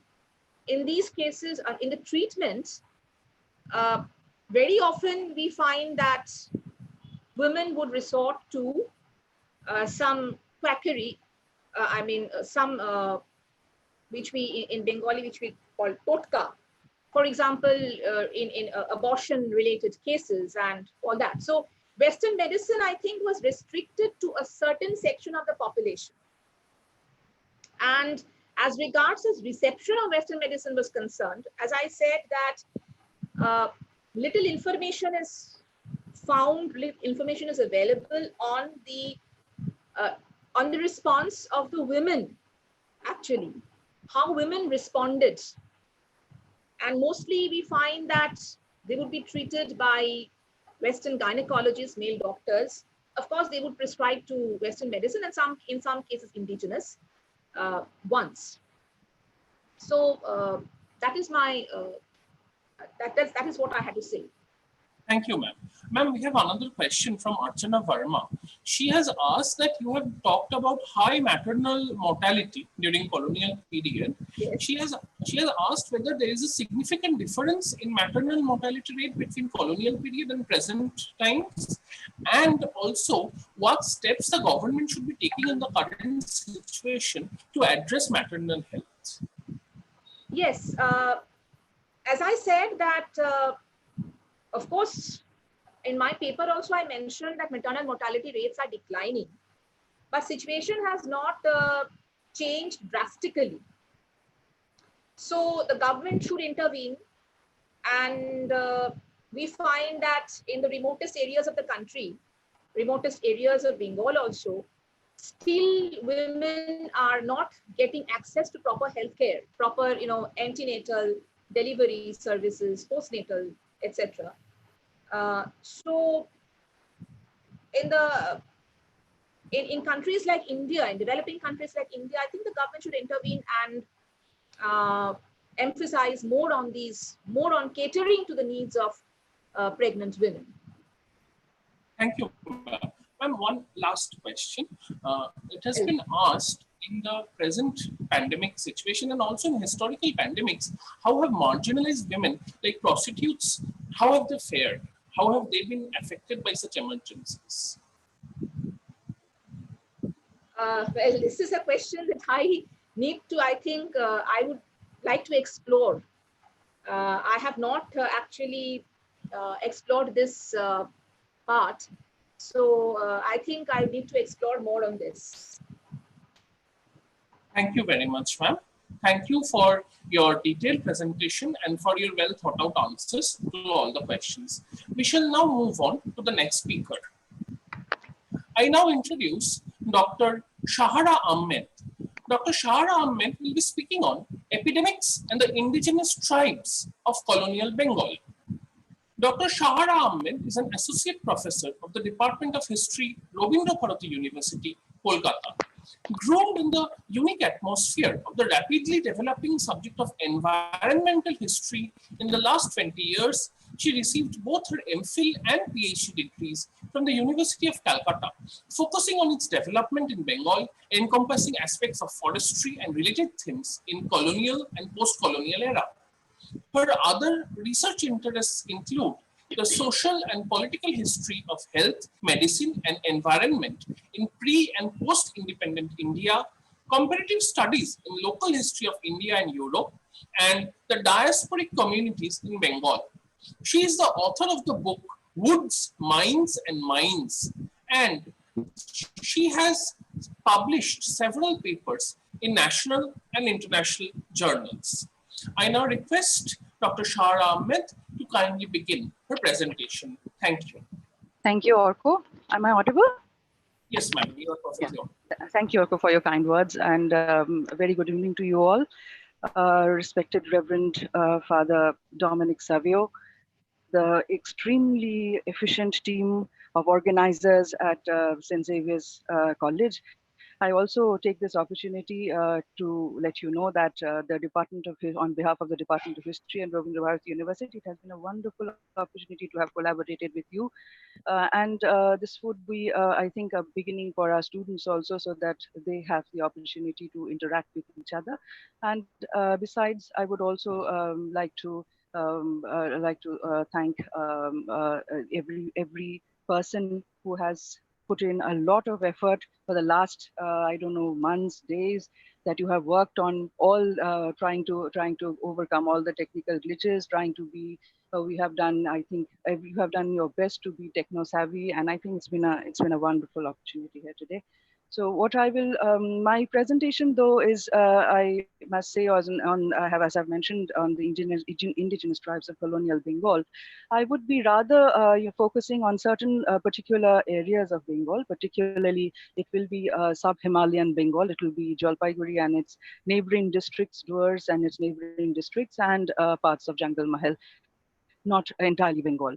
And in the process of explaining my different interpretations, what I'll do is first I will bring up certain theories that have been prevalent, that have been propounded in the last few years, and regarding the havoc that had been wreaked in the 19th and 20th centuries. And then I will try and subsequently I shall try and substantiate my arguments. So primarily, I would like to bring up certain theories that have been prevalent. One was the ecological equilibrium or ecology, environmentalism, and disease paradigm advocated by Sheldon Watts and Ira Klein, who had actually thought that it would be linked with certain aspects of political economy and made commercialization of agriculture also important along with it.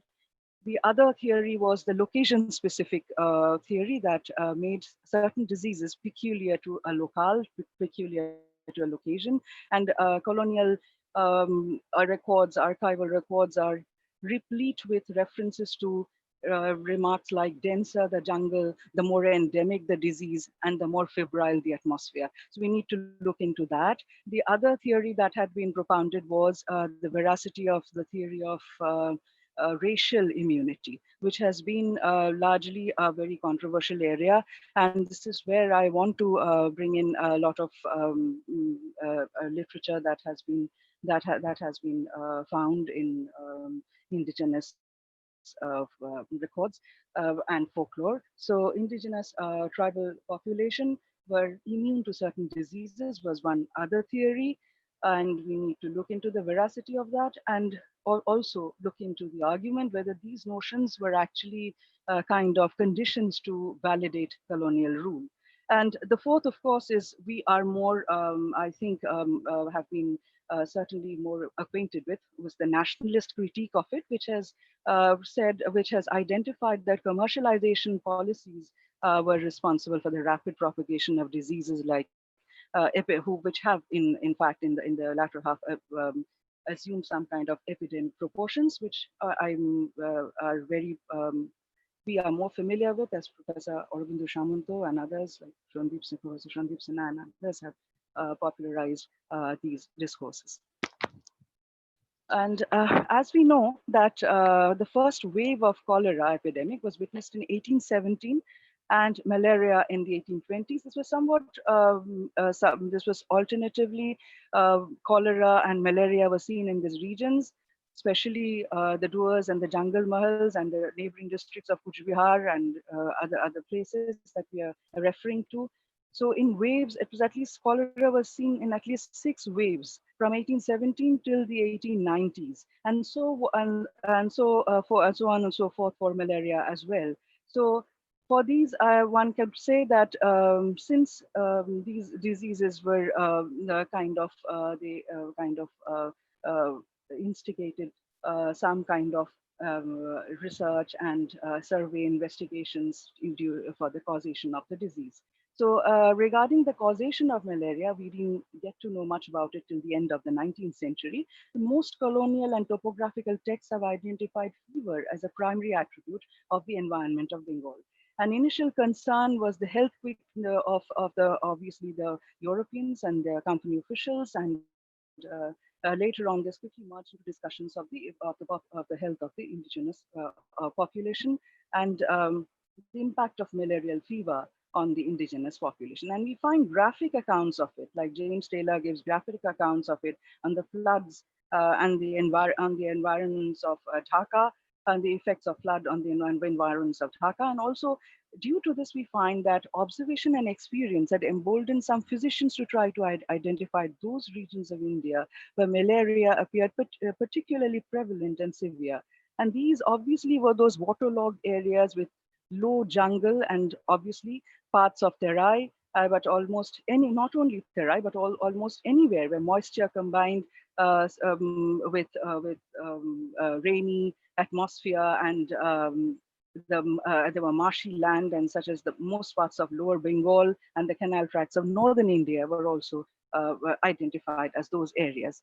Even though the causation of this disease remained obscure, it was clearly accepted by the colonial authorities that clearance of jungle would help remove this kind of a disease.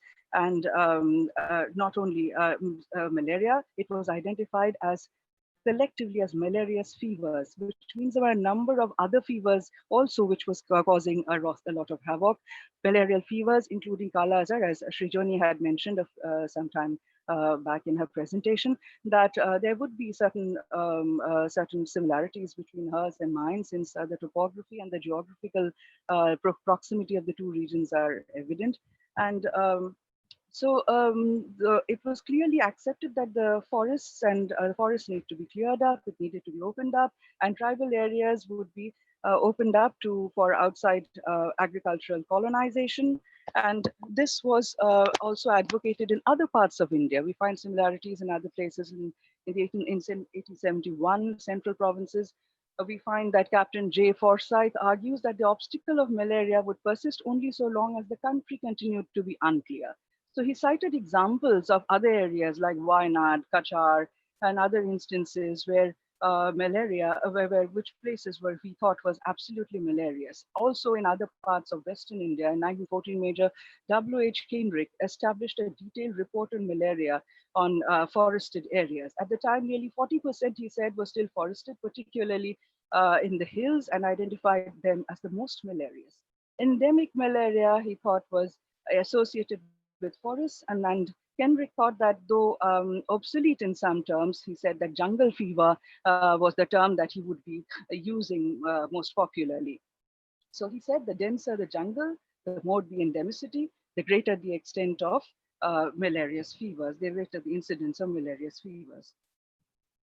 We see that for northern Bengal, especially sub-Himalayan Bengal, the increase in acreage was triggered by an enhanced revenue demand, often impinging upon forest lands. The atmosphere of the neighboring districts have been described in most colonial records as dank and febrile and salubrious.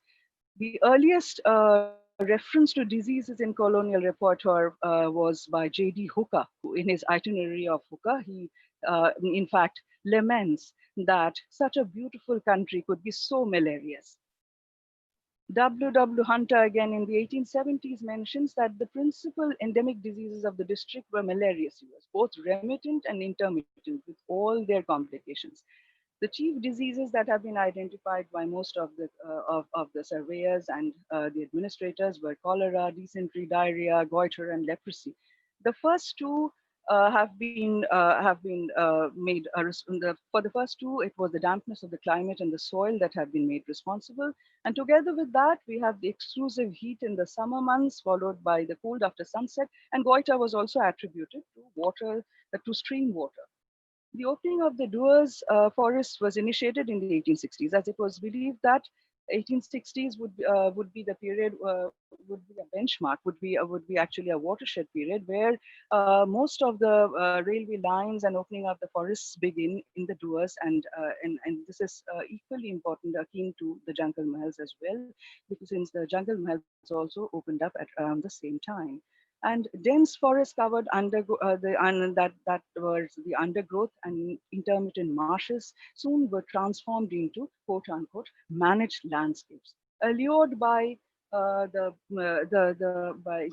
prospects of commerce. The mountains and foothills were transformed and dotted with lush tea gardens, and for the sub-Himalayan Bengal, and for northern and for northern and southern Bengal, we have teak and sal plantations as well.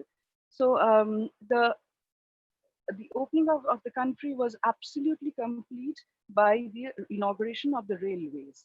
The most important railway lines being the Ajoy Shaitya and the Shaitya Tinpahar railways in the 1860s, the Bengal Nagpur railway lines, and the Northern Bengal railway lines in 1874.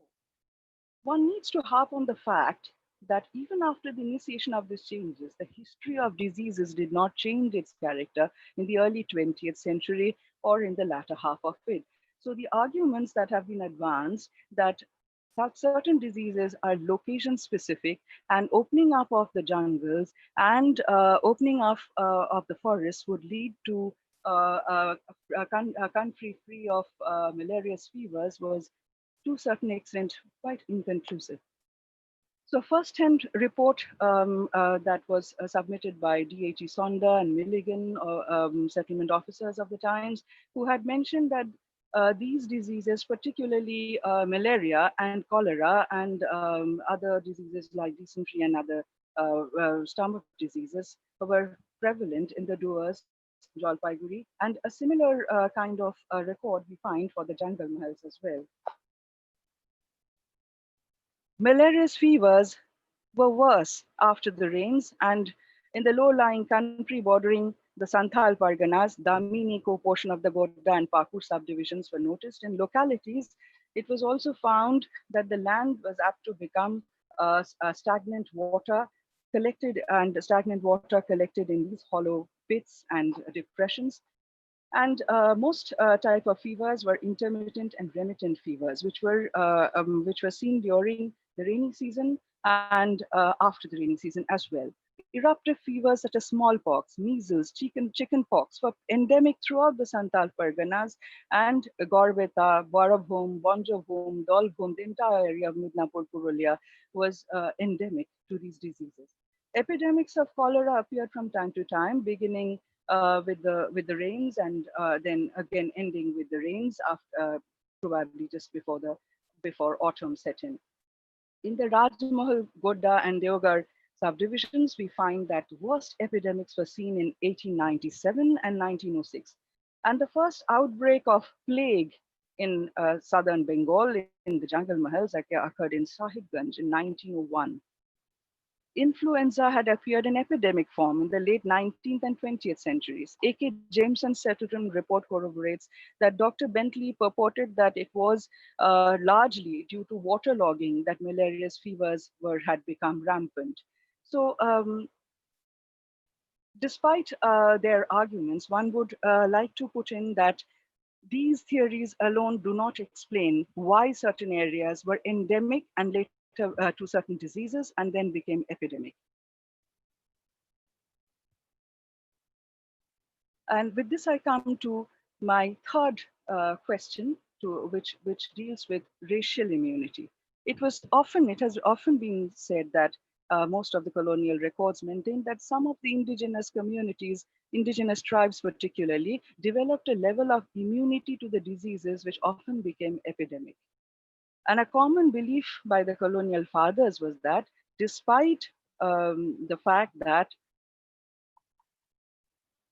despite the rapid propagation of the diseases like malarial fever, it was not a serious problem for the indigenous tribal communities of this region, like the Metis and the Rajbonshis. But other common diseases such as goiter, dysentery, and diarrhea of Sub-Himalayan and Bengal were equally serious to the Rajbonshis. Bruning, Saunders, Milligan, who were the settlement officers, maintained that Jalpaiguri and its neighboring districts situated to the south of Darjeeling Terai and the Bhutan Hills were well known to be unhealthy. In 8 out of 10 years, ending 1901, it figured among the 6 districts with the highest mortality from fever in the province of Bengal, and malaria was prevalent all the year round, and its intensity was felt during and after the rains. The mean ratio of births for the 10 years from 1893 to 1902 was 31.31 per thousand, and of deaths was 31.74 per thousand. The figures for 1907 were births 39.72 and deaths 34.33 per thousand. The improvement was inaccurate due to lack of registration in the Duars region. The test of malarial intensity of any region is the percentage of children from 2 to 10 years of age who have malarial parasites in their blood. The figure representing this percentage is termed the malarial endemicity index, or shortly, the endemic index. Hence, the endemic index of the district shows a fairly high percentage as ascertained in 1901 from 16% in Jalpaiguri to a high of 72% in Nagrakata, in the Duars, and in the neighboring district of Kujbehar. Subsequently, in 1907, on further investigations, it was found that even these figures were incorrect, and the situation was grossly underestimated, and the true endemic indices were 10 to 20% higher. This also indicated the level of risk at which the immigrant population was exposed. Hence, their main concern were the Europeans and the plantations. Bruning mentions that the Rajbonshis and Metis were relatively immune to the fever. However, contradictorily, he maintained that infantile mortality was very high.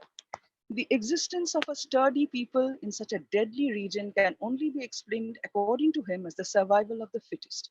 Those who have survived acquired immunity after suffering repeated infections in childhood. An interpretation akin to this was also noticed in the central provinces in 1914. Major W.H. Kenrick posited that although the dark-skinned Aborigines were themselves apparently immune to serious infections, they acted as serious carriers and spread the infection amongst more vulnerable groups, and the new settlers especially suffered. If this is to be applied to the doers, it should be understood that the autochthons were spared of the scourge. The new settlers who fell prey to the disease were the Europeans and the tea plantation laborers, who were the Santhals, the Oraons, and Mundas from Chotanagpur. Bruning's, Saunders, and Milligan's reports corroborate that the disease spread to the labor camps bordering the forests, affecting entire camps while sparing others, and the indigenous tribes like the Meches, Totos, Rabhas, and Rajbongshis were immune to the disease. So, for the jungle males, O'Malley, Hunter, and others indicated that mortality from fevers in the Santhal Parganas were less than in other districts of Bengal from 1892 to 1904. The death rate was above 20 per mile in 4 years. However, in each of the succeeding 3 years, the death rate was as high as 25 per mile. The number of reported deaths in Birbhum district from fever alone in 1872 amounted to 12,906. The annual report of 1870 mentioned that fever also was very prevalent in some parts of the district, and particularly in villages situated southeast of Suri and bordering on Bardhaman. No reports as to the extent to which the disease prevailed have been submitted by the police. Once again, this brings us to the issue of lack of regular registration of births and deaths for the indigenous tribes. Several accounts purport that the Santhals in particular escaped the terrible scourge because of their strong physique and healthy habits. Most accounts would say that, while others maintain that, I quote, "If we bear this in mind, we shall realize at once the reality of immunity in malaria. The Aborigine harbors large number of the malaria parasite in his blood when in childhood, but is a high degree tolerant of its presence and immune to its effects. Hence, the presence of children with enlarged spleens who suffered during their childhoods and developed a certain level of immunity later on was also kind of explained. This kind of an interpretation appears contradictory in itself. On the one hand, it harps on racial immunity, and on the other, it admits the vulnerability of the children of the same tribe. For the doers, the contradictions are starker, since the colonial records claim that the autochthonous people were somewhat immune to the disease, but the new settlers were the most vulnerable. The new settlers included the Europeans and the tea garden laborers, largely from Chota Nagpur area, comprising the Santals, Oraons, and Mundas. Subsequently, it follows that the same people were immune to the disease in Chota Nagpur, but became vulnerable on reaching the doers. In a similar vein, we find that David Hardeman, in an article, he argues on influenza epidemic and the Adivasis of Western India. He argues that the drawback with this argument was that even in the supposedly healthy tracts of the areas of South Gujarat that adjoined the Arabian Sea and had no forests, which was an area in which high caste landowners carried on commercial agriculture, with Adivasis making up most of the agricultural labor force, working either as bonded laborers or indebted tenants, the health of the Adivasis was not noticeably better than that of their counterparts in the forest zones, unquote. This was a fate suffered by such people elsewhere in India also, as Boding, a missionary ethnographer whose wife was also a doctor, carried out a detailed study of the health and therapeutic practices of the Santal Adivasis of Eastern India in the early 20th century. He noted that they suffered from most diseases found in India at that time. He was told by his Santal informants that they had not suffered from certain sexually transmitted diseases, tuberculosis, or leprosy before the middle of the 19th century. Although he felt that this was perhaps an exaggeration, he suggested that their former isolation may have protected them from many infections by the 20th century. However, all the three above mentioned diseases had become widespread in the community.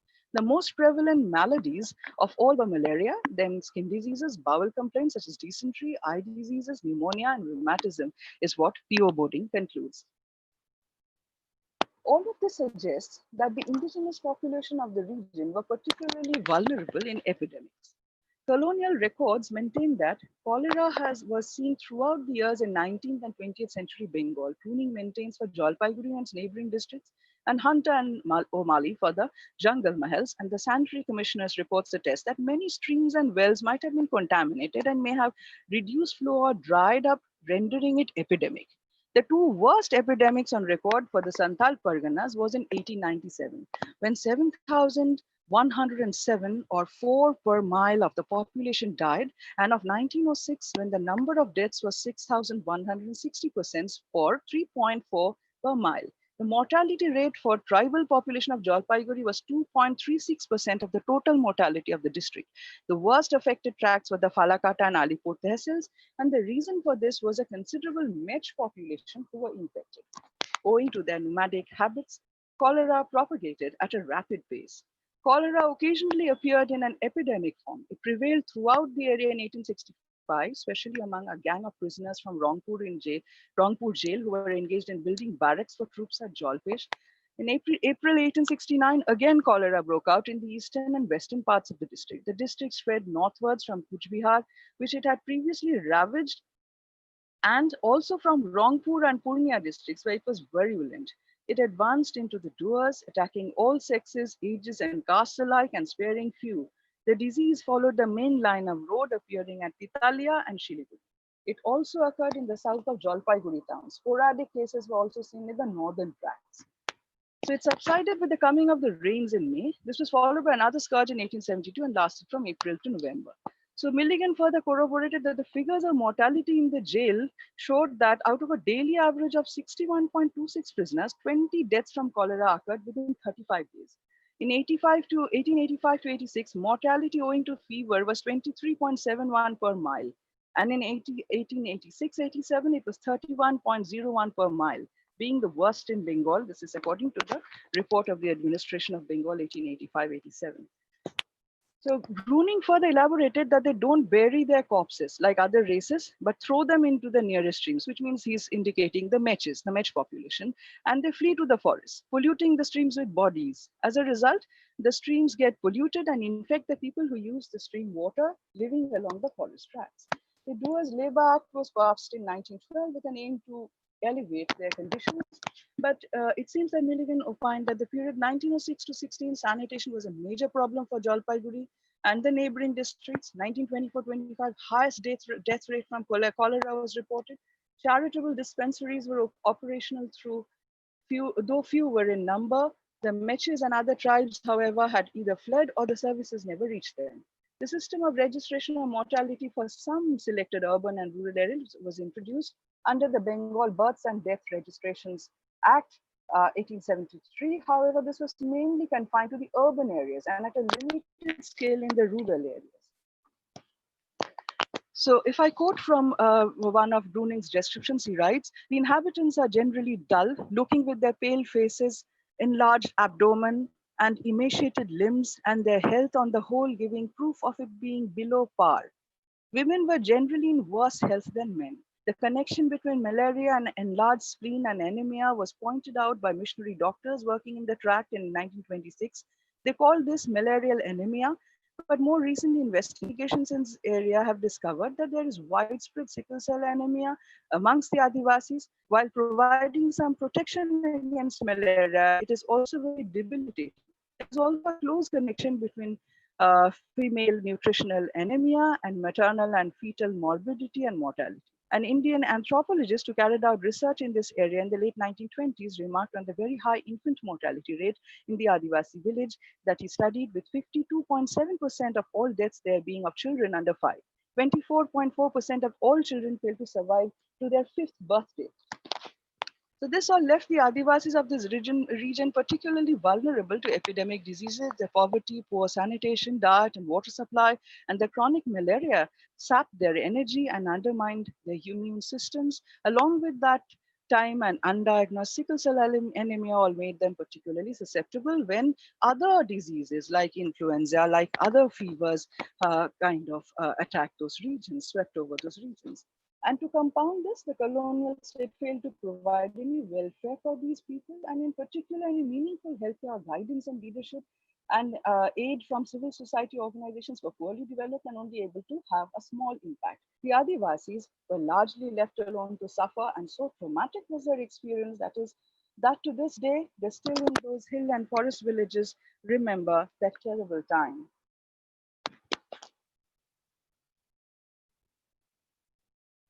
My humble submissions. The ecology, environmentalism, and disease paradigm alone would not suffice an explanation for the phenomenon of epidemics, except that the diseases, specifically malarial fevers, were as old as civilization. We find its existence and persistence since Vedic times. Its connect with the political economy debate has led to further complications. The next was this paradigm was further emphasized by the location specificity of disease, which informed colonial discourses, and that certain diseases were germane to particular locales. This, however, proves inadequate in explaining why certain anophelines are not carriers of malaria in the dense jungles of the Terai, while some have become its carriers in the Terai. Hence, the argument that denser the jungle, the more malarious it is, lacks substantial evidence. Besides, parts of the jungle mahals were not dank and febrile, but had experienced bouts of the epidemic. The nationalist critique of it had blamed colonial modernization projects for the epidemics. The opening up of the country with the building of roads, railways, and embankments had rendered an endemic disease assume epidemic proportions is tenable, but should be supplemented with other viable arguments. The epidemics, it should be borne in mind, occurred in waves, both malaria and cholera, and often simultaneously or alternatively beginning in 1817 and continued till the early half of the 20th century. As a corollary, one cannot rule out the possibility of one infection rendering the individual more vulnerable to the other. Often the adults among these indigenous tribes were asymptomatic carriers of the diseases and were capable of spreading the infection. As we can see, COVID-19 also tells us of asymptomatic carriers. It was also often difficult to differentiate between one variety of fever from the other. Influenza and malarial fevers, as it was collectively known, assumed a virulent form, and with the kind of healthcare available, it was often left undetected. Till date, there is a persistence of unknown fevers. Doctors too are unable to determine and are often left to speculate what fever caused the death. Ojana jor, as in is known in Bengal. Why was it limited to an epidemic then? And why has COVID-19 become a pandemic today? Could we blame globalization as a vector of it? These questions also need perusal. And finally, I would like to say that the indigenous tribes were indubitably the victims of the scourges that became epidemic, and the issue of tribal immunity appears fallacious and was probably a ploy for the colonial authorities to avoid huge expenses on healthcare. They were contented with offering palliatives rather than preventive measures. Besides, they often wanted to avoid direct contact with them for their nomadic nature and nurtured a dislike for them for their shifting cultivation habits. It is probable that racial immunity arguments were also put forth as a condition to validate colonial rule. That's all. And I would just like to relate it to today's situation and the pandemic and how it has affected the indigenous tribes of Bengal, particularly those of sub-Himalayan Bengal and the jungle mahals. From my whatever my recent study is, it has been found that many have been affected, especially amongst the Mech community. A place called Bhati Bari, which is along the border of Assam, Bengal, has been a village which is facing complete lockdown. Most parts of North Bengal, as we know, is under lockdown now, and the indigenous tribes are affected by it. Jungle Mahals, certain portions are affected as a lot of outsiders had come in. Mine workers were infected, and because of that, certain mines have closed down. That's all. Thank you so much. Thank you, ma'am, for your extremely detailed and informative presentation. We have received a lot of questions, so I am going to group them together, I think, for thematic consistency. So, ma'am, for the first group of questions, there have been some queries about what steps did the government take, if any, to prevent epidemics, preventative steps are taken at this time? Steps taken by which government? The colonial government? The colonial government. Colonial government. The colonial government did try to mitigate the problem of epidemics, but that was limited mostly to the urban areas, and to a certain extent to the rural areas, but not much of the indigenous population had received any kind of help from it. One can say that that the indigenous population were disliked by the colonial fathers, and not only that, they were also kind of apprehensive about them, that they might run away, might not take the palliatives or whatever sugar-coated pills that they were offering for malaria, whether it was quinine or cholera pills. They kind of fled, most of the time out of fear, most of the time out of lack of faith in the new government. So the indigenous tribal people were not really under their care. Thank you, ma'am. Ma'am, second group of questions. The queries, was there a particular aspect of the lifestyle of indigenous people or something about their nature or their life in the jungle mahal area that made them especially vulnerable to diseases and epidemics? Yes, vulnerable to diseases to an extent, definitely, when they came into contact with outsiders. That is a theory that has been put forward. One was the pilgrim theory, that due to the pilgrims coming in, they were infected, and also the outsiders like the Marwaris, the Bhikkhus who came in. It is because of them they got infected and they were vulnerable to the disease. Initially, yes, they had used some of their traditional medicinal systems. As we know, we also are doing it today. We are following a lot of traditional medicinal systems today, since we do not have a vaccine, we do not have medicines to cure us from this terrible calamity. So they had initially worked on those, but and now again we see in the Doers and in other regions that these doctors, the traditional doctors, are the those, they are becoming they are gaining a lot of prominence.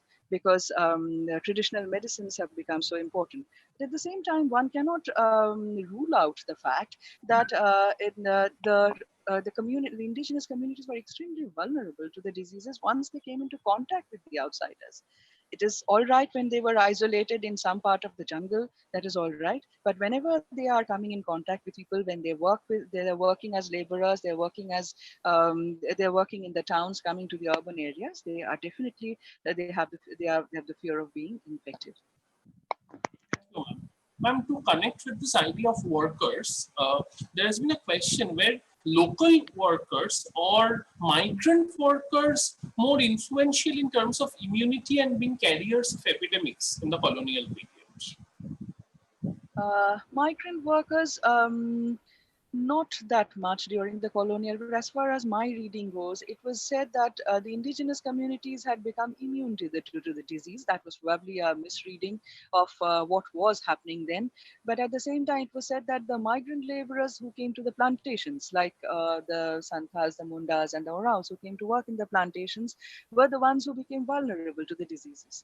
So what happened is when they were in Chota Nagpur, when they were in their homeland, they were not so vulnerable to the disease according to the colonial records. But once they came as migrant laborers as to the plantations, they became vulnerable to the diseases. And often it happens so that even now, I think that is evident that certain diseases are afflict a certain number of people at times, and it may not afflict a number of people at the same time. So it happens so that I don't know. It's probably the disease probably picks and chooses. I don't know how that happens, but it is probably a certain level of immunity that a person is having. That is why a certain person is not affected, and the same person in the family is affected. Thank you, ma'am. Ma'am, you have talked about many diseases, but we have received a question: how influential was chickenpox? How damaging or influential was chickenpox in India in this period, in the colonial period? Chickenpox, absolutely. Chickenpox was absolutely very, very damaging. If we read a lot of literature, যেখানে আমরা বাংলা লেখাতেও পাই, it is বসন্ত রোগ। বসন্ত, গুটি বসন্ত, বসন্ত যেভাবে ছড়িয়ে পড়ছে, the spread of the disease at a rapid pace, the propagation of the disease at a rapid pace, and villages after villages being affected by chickenpox. I think chickenpox was extremely damaging, and that's the colonial records also do maintain them.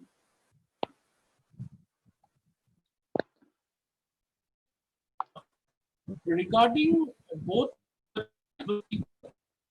environment, is a specific reason why South Bengal was often the locale for so many epidemics, and the lifestyle of the people of this area contribute to this. I'm sorry, Orko, I didn't get your question. I think I'm getting disconnected. I'm sorry, ma'am. The question is that, is there a specific reason why South Bengal was vulnerable to so many epidemics at this time, and the lifestyle of the contribute to this vulnerability?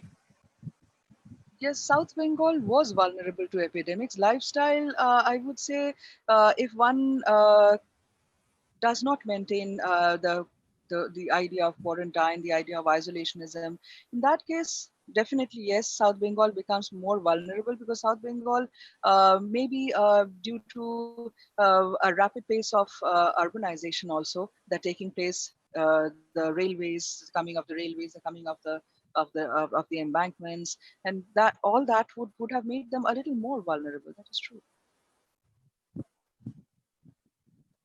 Thank you, ma'am. Ma'am, a question has just come in actually that was there a similarity between earlier diseases and the recurrence of such diseases among the indigenous population? And did this reinforce the idea of an ecological epidemic? Yes, possibly yes, because there would be actually so many diseases and the ecology changing. That is again the nationalist critique of it that brings in that and also what Ira Klein and others have argued, that it is the ecology environmentalism paradigm and the ecology environmentalism disease paradigm that actually talks about the ecology changing, and along with it the nationalist critique, which emphasizes the fact that the coming of the embankments, the coming of the railways, the coming of the roads have definitely made opened up the country and made others a lot of other outside infections to come into to their areas. But though tenable to an extent, there are other factors which are more important. See, ecological epidemic, one has to remember that in history we have gone through a lot of epidemics. Epidemics were there since civilization. So one would have to keep in mind that why a certain change was it, is it it's triggered by a certain change in the ecology? Is it triggered, or is it a long-term change in the ecology that is kind of perpetrating that kind of a change? So these are questions that I would also like to investigate. That is it an ecological epidemic after all? Thank you, ma'am. Ma'am, finally, there has been one question that was there any such disease or epidemic that the colonial government hesitated or did not recognize as fighting it would involve too much expense and administrative difficulty on their part? Was there any such disease? Yes, disease in the sense it was actually the ones that were most prominent, like it was cholera and malaria, which were the most prominent. They did dispensaries did come up, but still I think there was a certain amount of more effort that would have been needed, which was lacking on the part of the government. Most parts of for most parts of Bengal. So the government took half measures, it can be said. Yeah, it was kind of half-hearted measures. Okay. Ma'am, thank you very much for taking so much time to answer all these questions in detail. Thank you. Thank you for all the questions. Thank you once again for your presentation. Now that we have finished our series of presentations, there is one question from earlier that was addressed to Professor Kamlesh Mohan that we could not take up at the time due to a short time constraint. I would request Professor Kamlesh Mohan to, if she could kindly answer this question now. The question is that how was the role of nature perceived in relation to pandemic earlier, and how is it being looked upon now during our current COVID-19 pandemic? If Professor Kamlesh answers, we would be extremely grateful.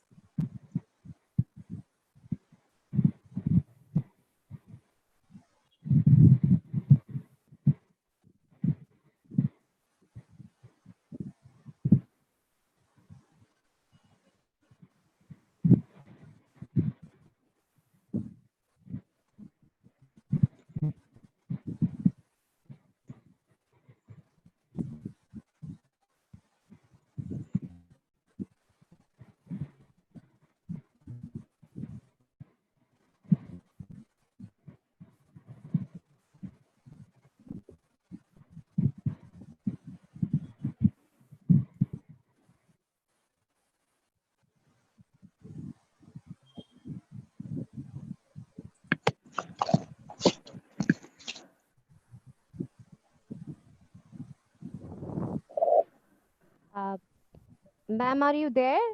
So, Orko, could you please repeat the question? Yes. Thank you.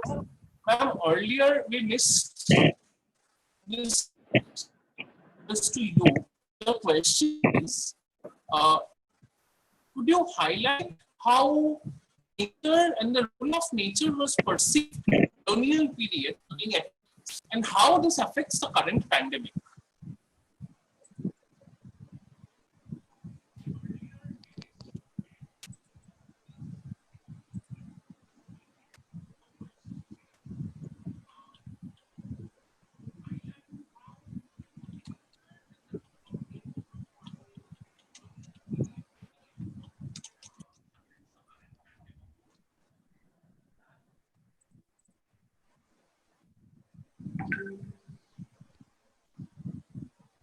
Kamlesh ma'am, are you there? Yeah. Yeah, ma'am. So Orko is asking a question. There is a question for you, ma'am. Can you address the question, please? Sure. Yeah, ma'am. Shall he repeat the question? Uh, Of course. yeah, Orko, could you please repeat the question? Ma'am, this question was asked earlier, but we couldn't ask you at the time. The question is, what was the perception of the role of nature? What was the perception of the role of nature in relation to epidemics in the colonial period? And what is the perception of nature in relation to our It's not clear. Please, I think there is a problem with the network.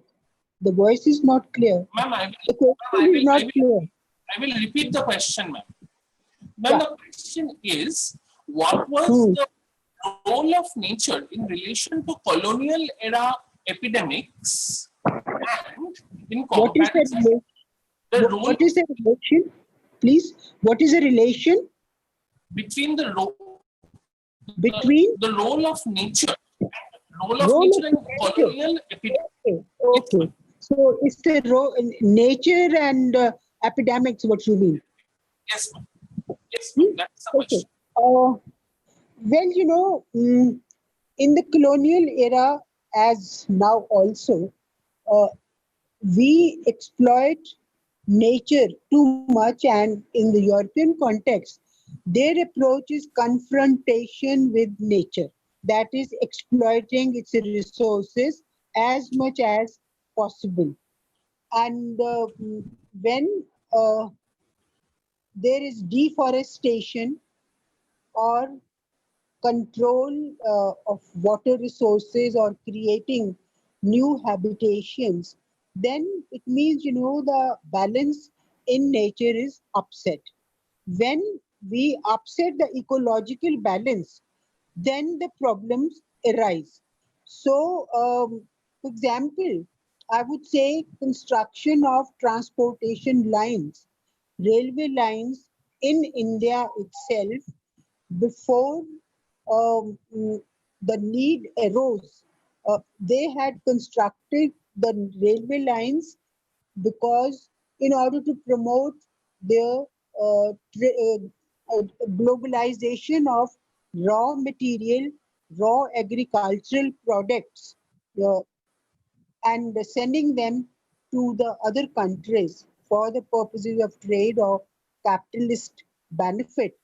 And thus, they were disturbing the ecological balance. When there was when railway lines were constructed, or when other such transportation means were constructed, then it means, the people had been uprooted, and in their place the course of the rivers had been changed, and thus, it had meddled with nature, with the natural uh, resources. And also they had carried many botanical plants from India to Britain. And the one example is Kew Gardens in London. So most of the plants were there, or they had started cultivation of coffee and other things in Assam and in the other areas.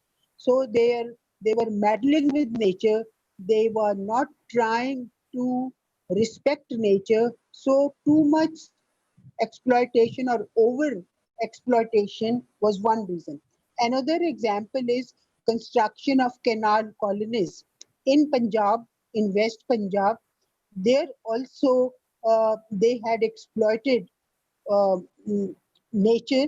That is, there was deforestation, greenery was removed, and lot of water, waterways and other things were created. Thus, canal construction also had led to malarial constituencies, new constituencies had come up, and thus we would say malaria was there.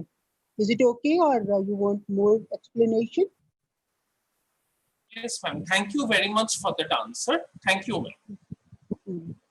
With Is there that, The presentation part of today's webinar is concluded. I now invite Reverend Father Johnson Padiara SJ, the Vice Principal, St. Xavier's College, Raghopur campus, to kindly deliver the vote of thanks for today's webinar and bring this program to a conclusion. Father, if you would kindly give the vote of thanks. Thank you, Arnav.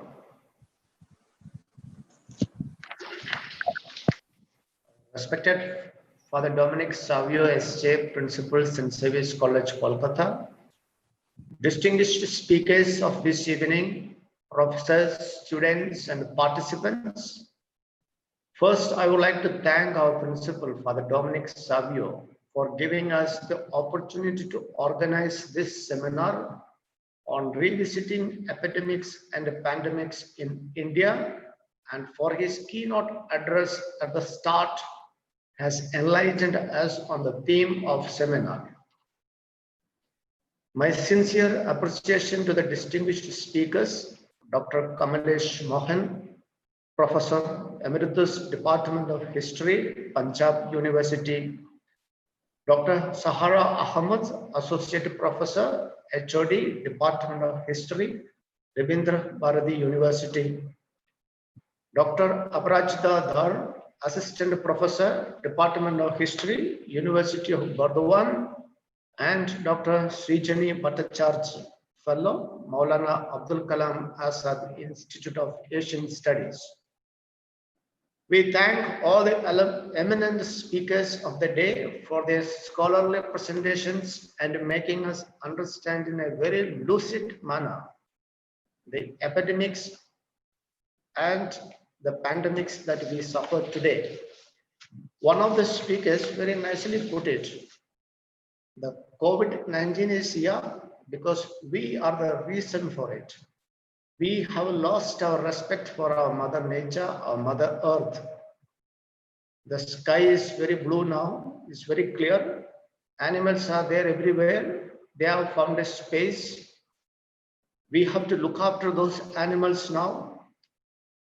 Epidemics and pandemics like Corona or COVID-19 is here because we have occupied the space of the animals. Now we can see the Ganga water is clear, very neat. Last 3 hours or so, from 5:15 till now, last 3 hours, we have been journeying through the pre-colonial and the post-colonial period. Different kinds of endemics and different kinds of diseases that existed during that period, and how people fought against it, how people survived against these endemic diseases. It is an inspiration for us. It has been a very enlightening lectures from all the eminent speakers of the day today. It has been very informative, educational, and enlightening. I'm sure all the participants, all the students who are listening to it will agree with me. I would like to thank our advisors, Dr. I.M. Chandra, Member Secretary, Academic Council, Dr. Arup Kumar Mitra, Associate Professor, Department of Microbiology, Dr. Sahara Ahmed, Associate Professor, HOD, Department of History, Rabindra Bharati University, and Dr. Parthopratim Ghosh, IQAC Coordinator, Professor Romit Beed, HOD, Department of Computer Science, St. Xavier's College, Kolkata, for their valuable contribution and guidance. A special word of appreciation to the Department of History, Rabindra Bharati University, for their extended cooperation and support to make this collaborative effort successful. I thank and appreciate Dr. Tini Goswami, HOD, the History of Department of St. Xavier's College, Kolkata, Professor Devarati Ganguly, Professor Arkadev Banerjee, Professor Arno Bera, Professor Sanjana Ghosh for organizing this program today. I also acknowledge and thank the contribution of our technical support team, Sayandan Josh, Suvik Banerjee, Moitri Sarkar, Adibata Simha Roy, Raunak Banerjee, and Romit Bishwas for their help and support. We thank all the students and the participants for their patient listening and active involvement. A special word of appreciation to Professor Orkada Banerjee for coordinating this program today. We thank the Department of History of St. Xavier's College and the Ravindra Bharati University for taking up this topic, revisiting epidemics and pandemics in India and enriching and enhancing our knowledge further. Once again, thank you all for your active participation. Good night. Thank you. Thank you, Father, for your kind words. To all participants, please note that the feedback form link has been shared in the YouTube chat box and in the various WhatsApp groups. Please fill up the feedback form as fast as possible, as it is only valid for a limited period of time till 8:10. Please do so immediately. Thank you. And with that, today's national webinar on the history of pandemics comes to an end. I thank everyone who has participated.